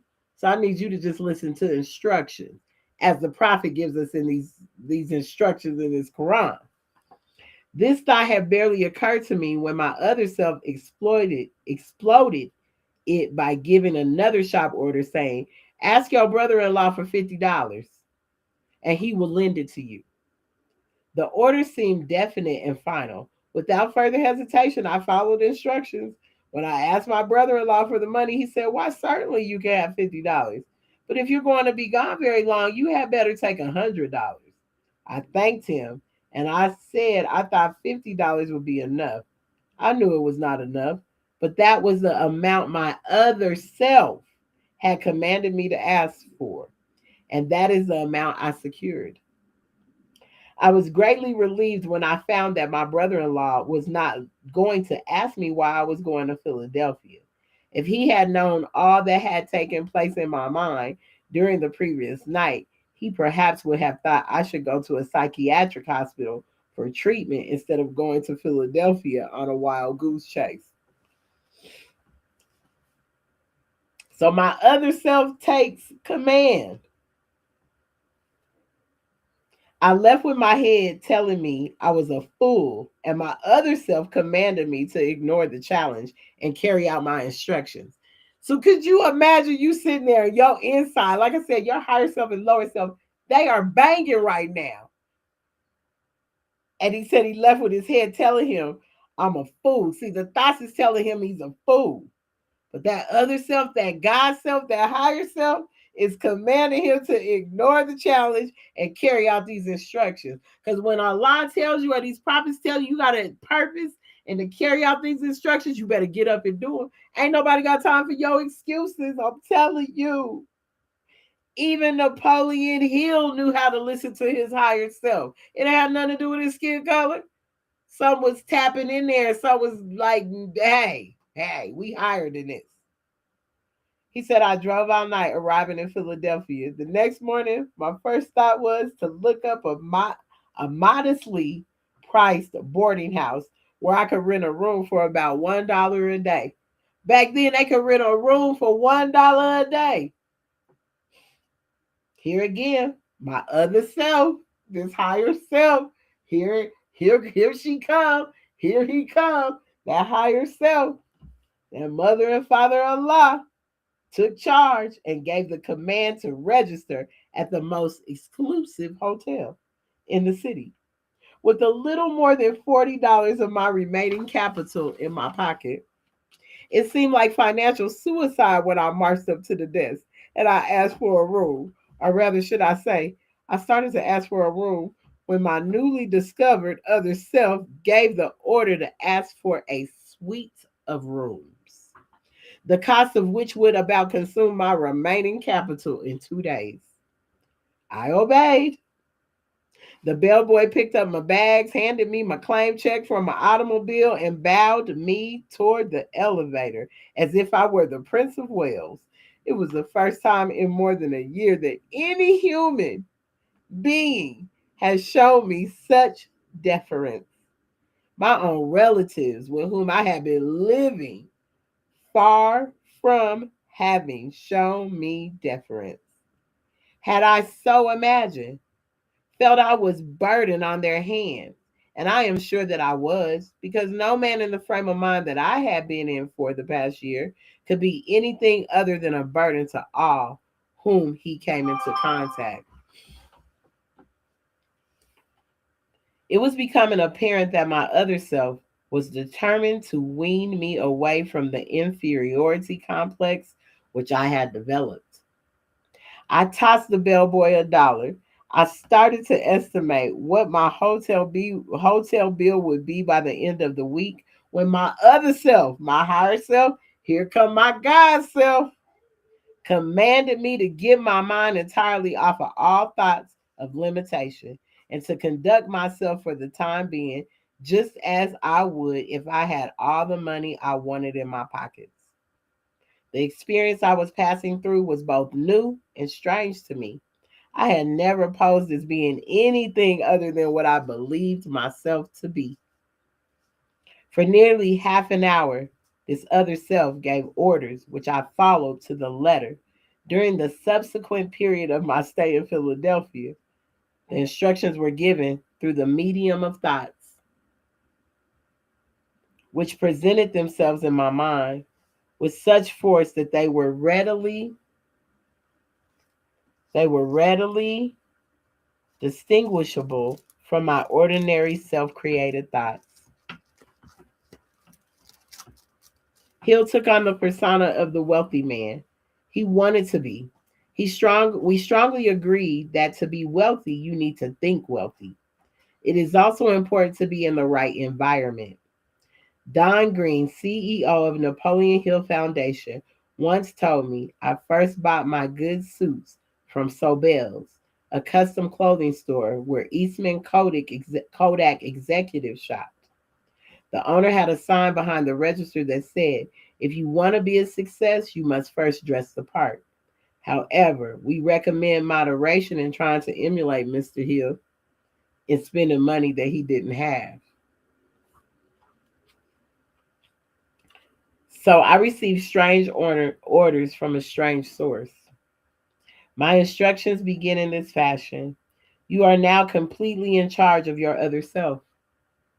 You are entitled to know that two entities occupy your body, as in fact, two similar entities occupy the body of each living person on earth. I'm going to say that again. That's why we talked about L.A. Hughes' lessons on the unity of life, because this is a unity.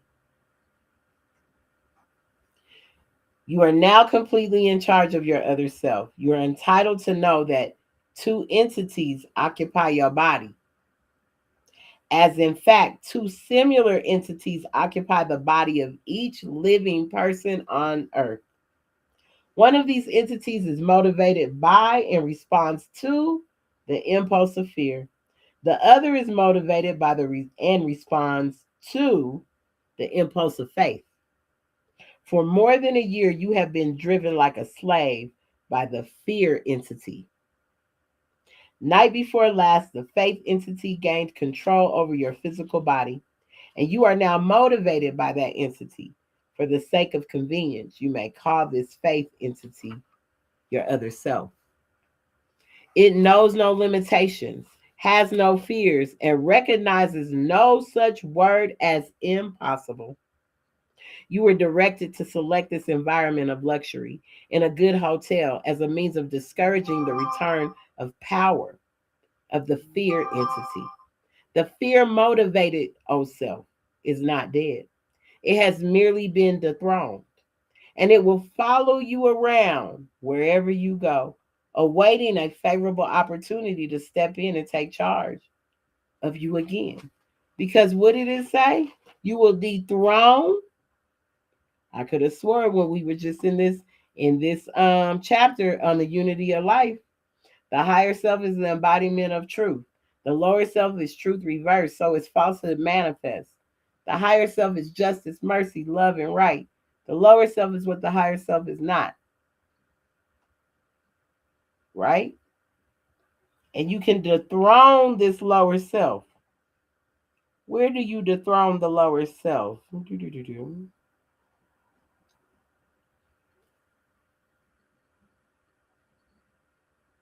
I know I was just there.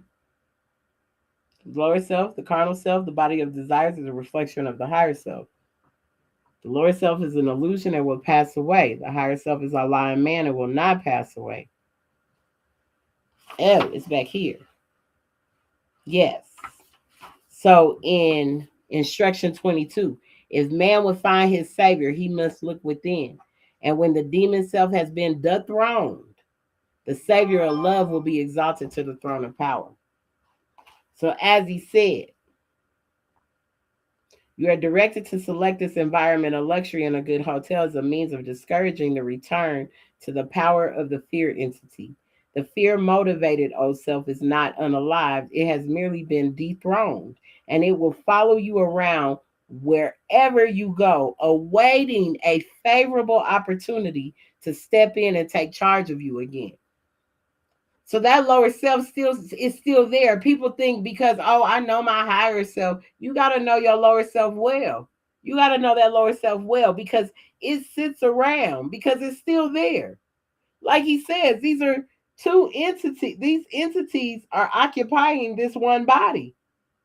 These two entities that a lot of times you ain't even paying attention because that soul didn't activate in him until he met that other self. So this lower self energy, that's why the lower self in our 101s, it says, dang, where is my 101? Anyway, the higher self asks the lower self, where are you going? Right? So this is pretty much like the devil's self. So I'm going to and fro to and fro the earth to see who I may devour. Because this entity is still within your body, this earthly body. This is the earth. I'm going to and fro the earth to see who I may devour. So that lower self is always sitting, waiting. It's down there and it's waiting for the opportunity to climb on up to that heart chakra and take back over and give that old self back. It waits for a favorable opportunity to step in and take charge of you again. It can gain control of you only through your thoughts.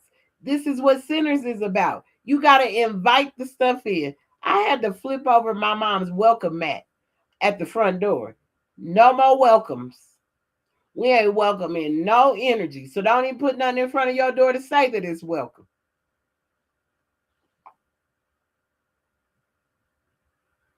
So it can gain control of you only through your thoughts. Remember this and keep the doors to your mind tightly closed against all thoughts which seek to limit you in any matter whatsoever, and you will be safe. Do not permit yourself to worry about the money you will need for your immediate expenses. That will come to you by the time you must have it. I just told someone that the other day. Stop saying that. That day ain't even came yet. Can the day get here first? Now let us get down to business. First of all, you should know that the faith entity now in charge of your body's performs, now in charge of your body, performs no miracles, nor does it work in opposition to any of nature's laws. As long as it is in charge of your body, it will guide you when you call on it through impulses of thought, which it will place in your mind, in carrying out your plans through the most logical and convenient natural media available above everything else. So, above everything else, get this fact clearly fixed in your mind that your other self will not do your work for you. It will only guide you intellectually in achieving for yourself the objects of your desire. So your God self ain't about to just do the work for you because you done recognized your God self. That lower self do all the work to destroy you though. But you gonna have to work in that higher self. In that other self, you gotta do the work. It ain't gonna do it for you. Like I said, it ain't about to do no miracles for you. It ain't about to do none of that extra stuff that you might think it's going to do for you. No. Get this fact clearly fixed in your mind that your other self, your higher self, will not do the work for you. It will only guide you intellectually in achieving for yourself the objects of your desire. Right? So, even in our prayer, it says Allah, the Father of the universe, the Father of love, truth, peace, freedom, and justice. Allah is my protector, my God, and my salvation by night and by day through his holy prophet, Drew Ali. Islam. You hear me? So, the guiding part, it will not do the work for you, but it will guide you. Will you be guided by faith? Or will you allow fear to overtake you? Will you be guided by faith? Or will you allow fear to overtake you? Because fear gonna do the work for you. It's gonna cause every part in your the nervous system, the brain, it's gonna attack it all. And it'll do the work to destroy you. But the higher self, hey, you gotta work on it because it's gonna guide you through the work. It's gonna have those footprints clearly cut so you know it went that way. Islam? This other self will aid you in translating your plans into reality. Moreover, you should know that it begins always with your major or most pronounced desire. At this time, your major desire, the one which brought you here, is to publish and distribute the results of your research into the causes of success and failure. You estimate that you will need approximately $25,000. Among your acquaintances, there is a man who will supply you with this needed capital. Begin at once to call into your mind the names of all the persons of your acquaintance whom you have reason to believe might be induced to furnish the financial aid you require. When the name of the logical person comes into your mind, you will recognize it immediately. Communicate with that person, and the aid you seek will be given. In your approach, however, present your request in terminology such as you would use in the usual course of business transactions. You see how the higher self ain't doing the work. The higher self is guiding him. So you still got to make sure that it's intact. The wording is correct. Don't just do anything you want to do to it. You know what I'm saying? You got to make sure it's still in the same thing as you would if this was a business transaction. Make no reference whatsoever to this introduction you have had to your other self. If you violate these instructions, you will meet with temporary defeat.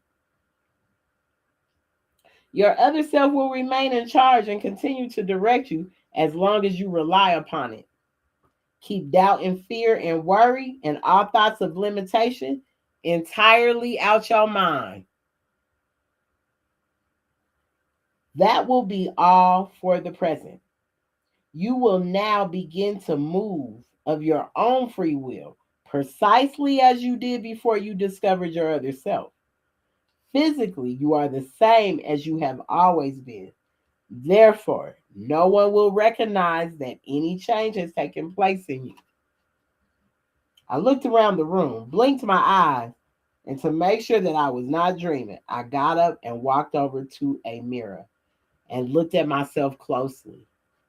The expression on my face had changed from one of doubt to one of courage and faith. There was no longer any doubt in my mind that my physical body was in charge of an influence far different from the one which had been dethroned 2 nights before. As I walked around the schoolhouse in West Virginia,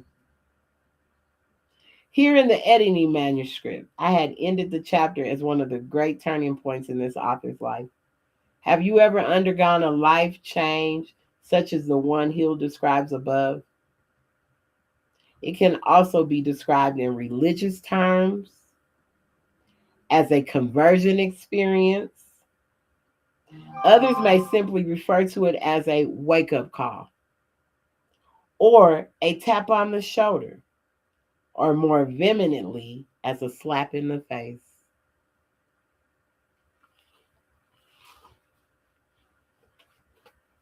Your higher self and your lower self, meeting your other self.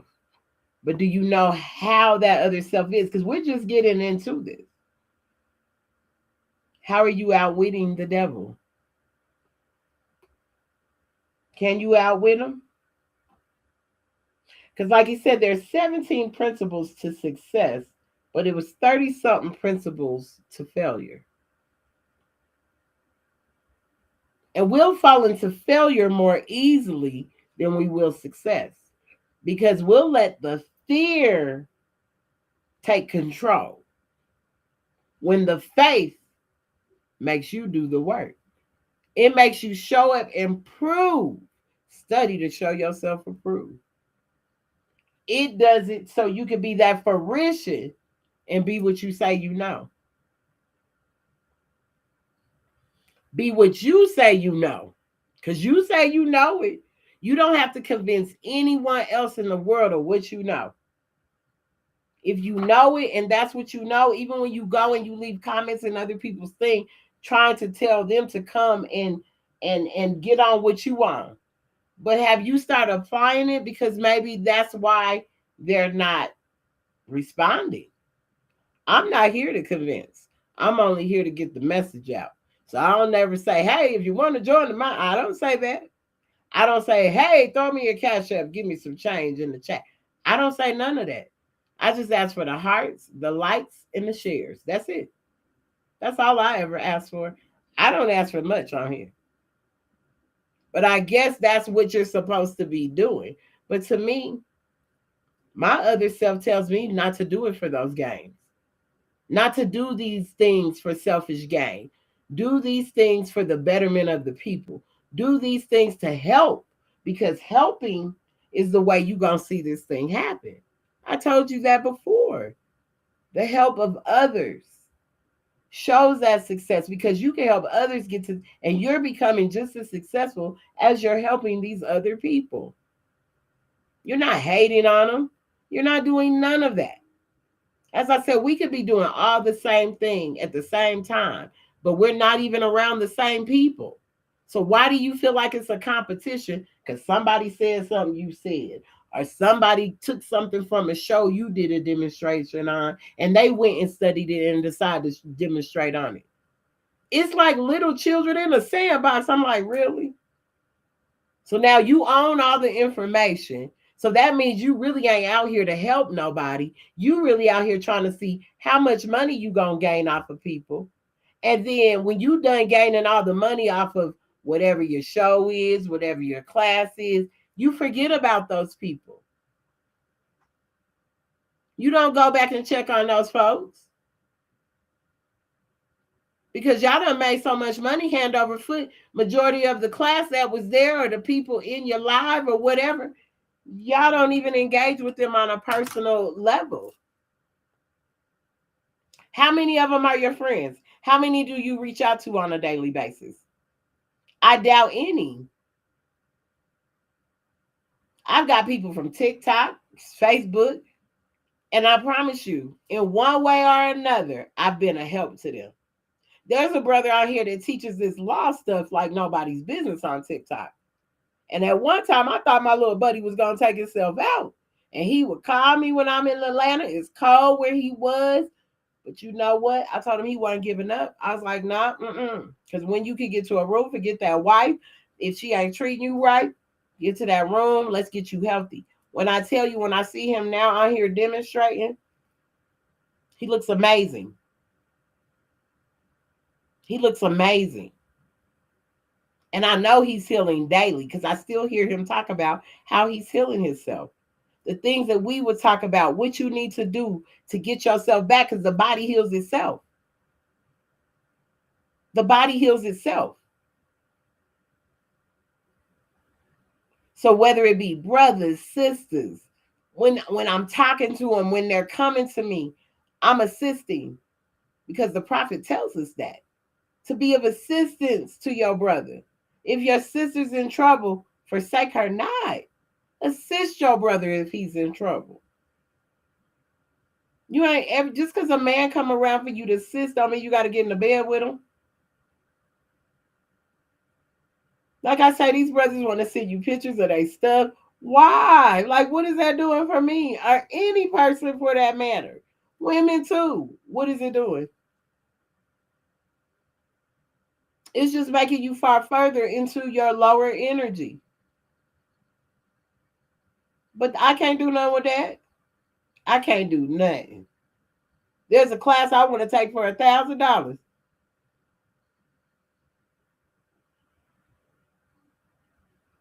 So what is so belittling is how we treat our bodies, men and women. Whether a woman's sending her stuff to a dude, whether the dude's sending his stuff to her. I need some water. Whether a dude's sending his stuff to her. We're really saying what we really feel about ourselves. We're really saying what we're really worth to ourselves when we do that. Literally.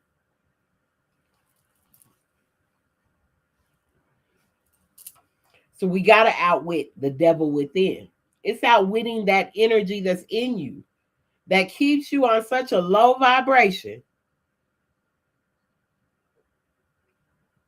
So you're begging, you're worrying, you're struggling. It's always, I don't know, what if, this and that, but you shoot down the blessing before you can even allow the blessing to be what it is. That's why the other self, if you hear how it's talking to him, I ain't got no money. Who told you you didn't? Get up and go ask your brother-in-law for it. Commanding. Because in essence, God even says you have not because you ask not. And the higher self is guiding you on what to have. Because it's to do it. It ain't to sit there and be like, oh, I don't know. Am I asking for too much? I don't know. That might be.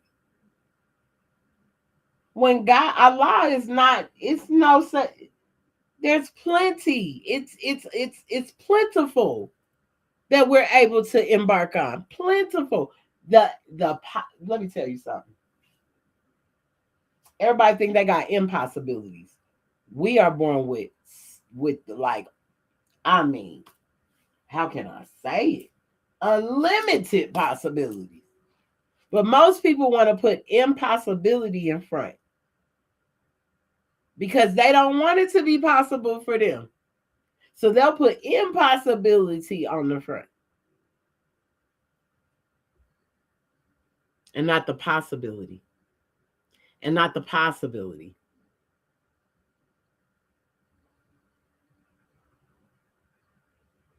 And not the possibility.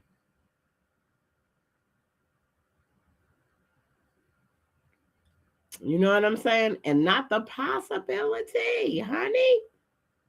Just not the possibility. So why do we want to not see that we were born with unlimited possibilities? We have unlimited possibilities for everything that we're able to do. Allah has given us that. Allah has given us that. Unlimited possibilities. But we limit ourselves. We limit ourselves. We limit ourselves to impossible. To impossible. Because we let our lower self take control. And the higher self ain't taking control. The higher self just wants you to do the work and show yourself to be approved so the higher self can activate and guide you into your greatness. Guide you into it. Not push you into it, but guide you and do it in a loving way, a gentle way. So I really hope y'all enjoyed this because it only gets better. You know, the energy is so high, it's so beautiful. It feels so good to just be free. If you don't feel free, I apologize, but I want you to get on this. Get on this. Meet your other self. Meet your higher self. Stop being afraid of this higher self. Stop being afraid of it because you're so used to your lower self and it's just easier to be miserable. And it's easier for you to restrict yourself from the possibilities. You want everything to be impossible. But the possibilities, not the end. Don't it's not impossible. Raise your frequency. Raise your thoughts to infinite wisdom. Raise your thoughts, but the only way you're going to be able to raise them into that infinite, to be immortal, is you got to do the work. The higher self will guide you. The lower self will do the work for you because it's just waiting on the opportunity to come up in there and destroy everything. And every thought you put on yourself that you can't do, you don't have, that it does the work to make sure you don't. That's the difference between faith and fear. Fear operates that lower self. Fear is always going to be the one to tell you you can't do it. You ain't good enough. But faith, on the other hand, faith is a surety. Faith is a surety. Faith is a surety. Faith is the surety that you and Allah are one. Faith is the surety that you and Allah are one. Faith is the surety that you and Allah are one. Faith is truly that surety.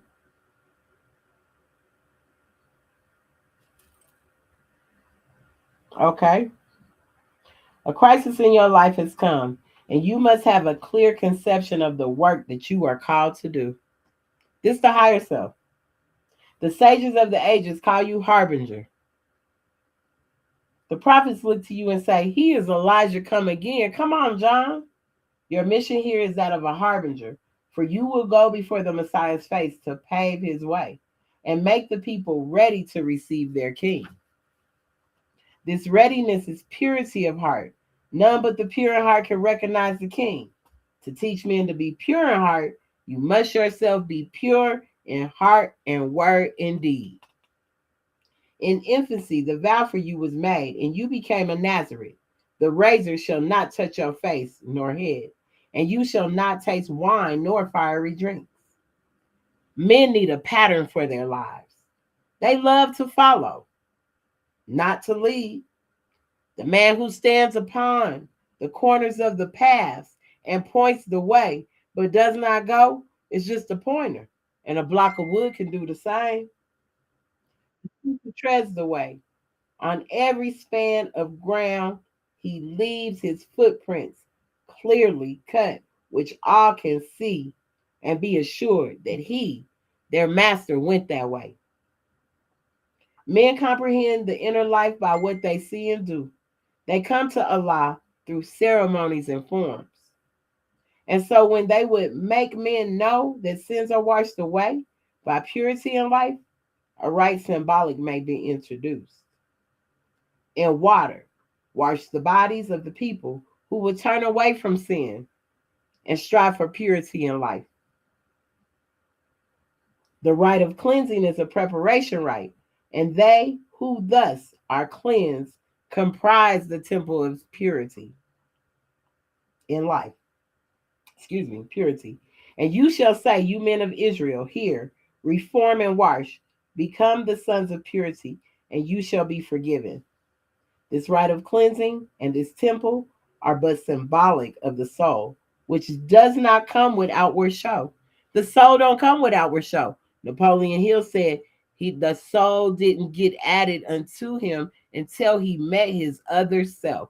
Islam, everyone. If you could just share the live, if you would like to come up and give any kind of measure on anything, I will pull you up. Happy holiday. Happy holiday. So, my apologies. The rite of cleansing in this temple are but symbolic of the soul, which does not come with outward show. but is the temple within. Now you may never point the way and tell the multitudes to do what you have never done, but you must go before and show the way. So whether it's the fear from the fear perspective or the faith, like build yourself up so you can show the way. We can talk about it all day long. But as he said, how do you apply it? People go to college and school and get all these degrees, but they ain't teaching them how to apply anything to their life through this. They just taught them stuff, but no application, right? So we got to apply things. So if we've never done it, we can't, how can we show somebody else to do it? You are to teach that man must wash, so you must lead the way. Your body must be washed, symbolic of the cleansing of the soul. John said, what need I wait? May I go at once and wash? Matheno said, 'tis well. And they went down to the Jordan and east of Jericho, just where the host of Israel crossed when first they entered Canaan. They tarried for a time. Matheno, you can't? Oh, wow. Let me see. Oh, wow. Okay. I don't know. I guess not. My apologies. Have to come to y'all's live later. Have to come to one of y'all's lives later. Matheno taught the harbinger, and he explained to him the inner meaning of the cleansing rite and how to wash himself. It's okay, just teach Islam, and how to wash himself, and how to wash the multitude. And in the river Jordan, John was washed. Then they returned unto the wilderness. Now in Engedi's hills, Matheno's work was done, and he and John went down to Egypt. They rested until they reached the temple of Saqqara in the valley of the Nile. For many years, Matheno was a master in this temple of the brotherhood.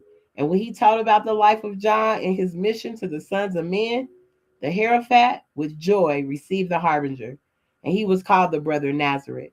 For 18 years, John lived and wrought within these temple gates, and here he conquered himself because a mastermind, became a mastermind and learned the duties of a harbinger.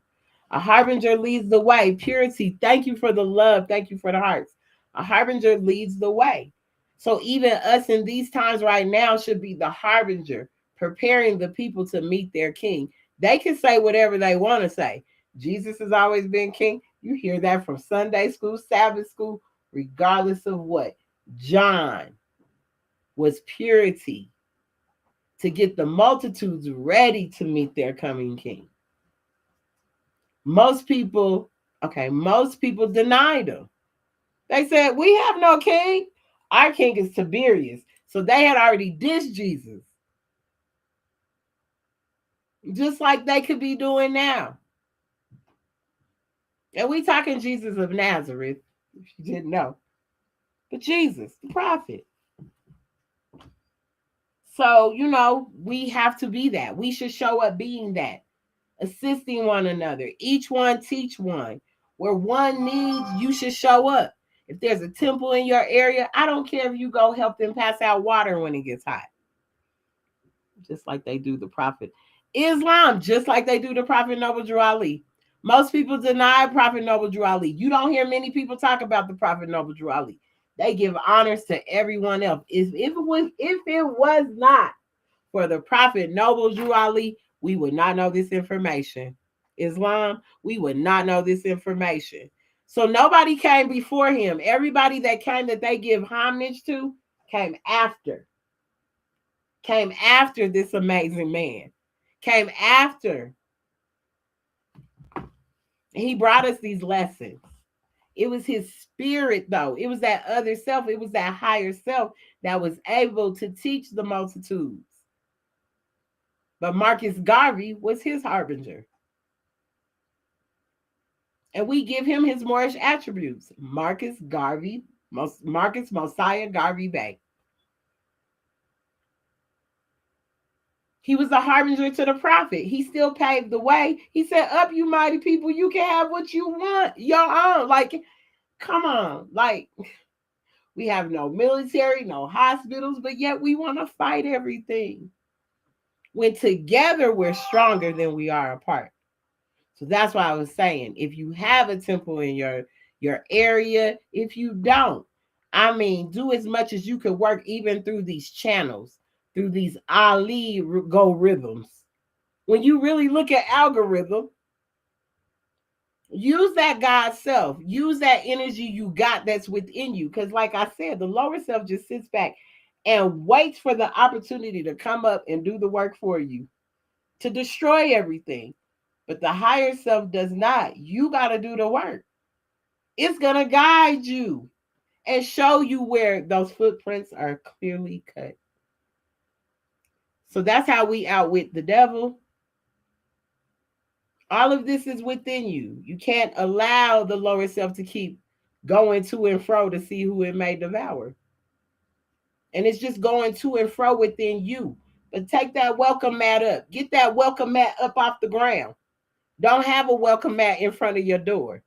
Stop welcoming energies into you. Yes, Islam, the Ali go rhythms. I looked at that today and said, Ali, you know what Prophet Noble Drew Ali? I'm just like, he just be everywhere, y'all. Prophet Noble Drew Ali be everywhere I go. He's somewhere. I see it. The energy is there. Whether the words show up, it's a sign, it's a symbol, because he said that's what we knew first. We learn by signs and symbols. So even when we're looking at these words, we need to look at the roots of what's going on with these words, because we're calling in an energy. So when I seen Ali go rhythm, I said, hold up, Ali, let me start channeling this a little different and a little more. So we got to just start seeing these signs and symbols around us and pay more attention to that than we do some of this other stuff we're paying attention to. The signs and symbols will tell us way more than even sometimes these words that come out of people's mouth.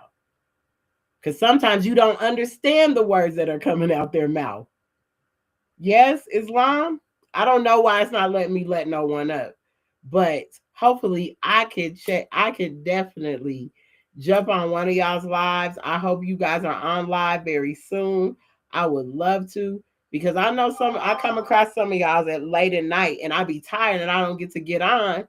But the amazing demonstrations y'all be having. And I must give honors to all of you guys on TikTok that do the work, because a lot of people don't even get to see the work y'all do. But because I'm over here, I can see the work y'all do, and I must give all of y'all honors. Ones in the chat that I noticed, I hope I'm saying your name right. Marquel Bay, I've been on yours. NSL Damore, thank you for being in here. I need to get on yours. Like, I feel we have to support each other. When we see each other on these platforms, go in, let's support each other. Build the Ali go rhythm. Build the out. We could disturb this with that energy alone. We could disturb this thing. And that's all they could talk about is Prophet Noble Drew Ali. That's all you'll hear coming out of people's mouth is Prophet Noble Drew Ali. And we're not telling you to idolize anyone, because we got to understand this is an energy. This is a spirit that lives, that never goes away. It just transforms. He says, I could be in one body, two bodies, 100 bodies, 5. I cross the border land at will. So we talking spirit, man. We're talking spirit. So I hope you guys have enjoyed your holy day. Holy day honors to all of you. I'm going to come off because I want to go find me some people to get on. It's about honor. It definitely is. We are honoring the Prophet Noble Drew Ali in every aspect for what he has brought for us. And he told us to get out there and teach it to the 4 corners of the world. So we got to get out here and teach it to the 4 corners. We got to be the ones to bring the good news. So we all bringing this good news. Stop by some of the other Moors pages that are teaching. Happy Holy Day. It's a Good Friday. We are bringing this matriarchic energy in like nobody's business. So honors to all of you. I just can't wait till we can all work together, press hands together, and really make things happen for our nation of people, for once. Honors to all of you. Peace and love. And I'm coming by to see whoever's on so I can come in and build with you guys. Much love, peace and love. Honors to all of you and all of the prophets. All right, cool. I'm going to come over there and check on you. Peace and love. Y'all follow everyone in the chat. Follow, because I'm telling you, everyone does their demonstrations different, but everyone has great information on these demonstrations. So please check out everybody. Each one teach one all the time, y'all. That's what this is about. Peace and love.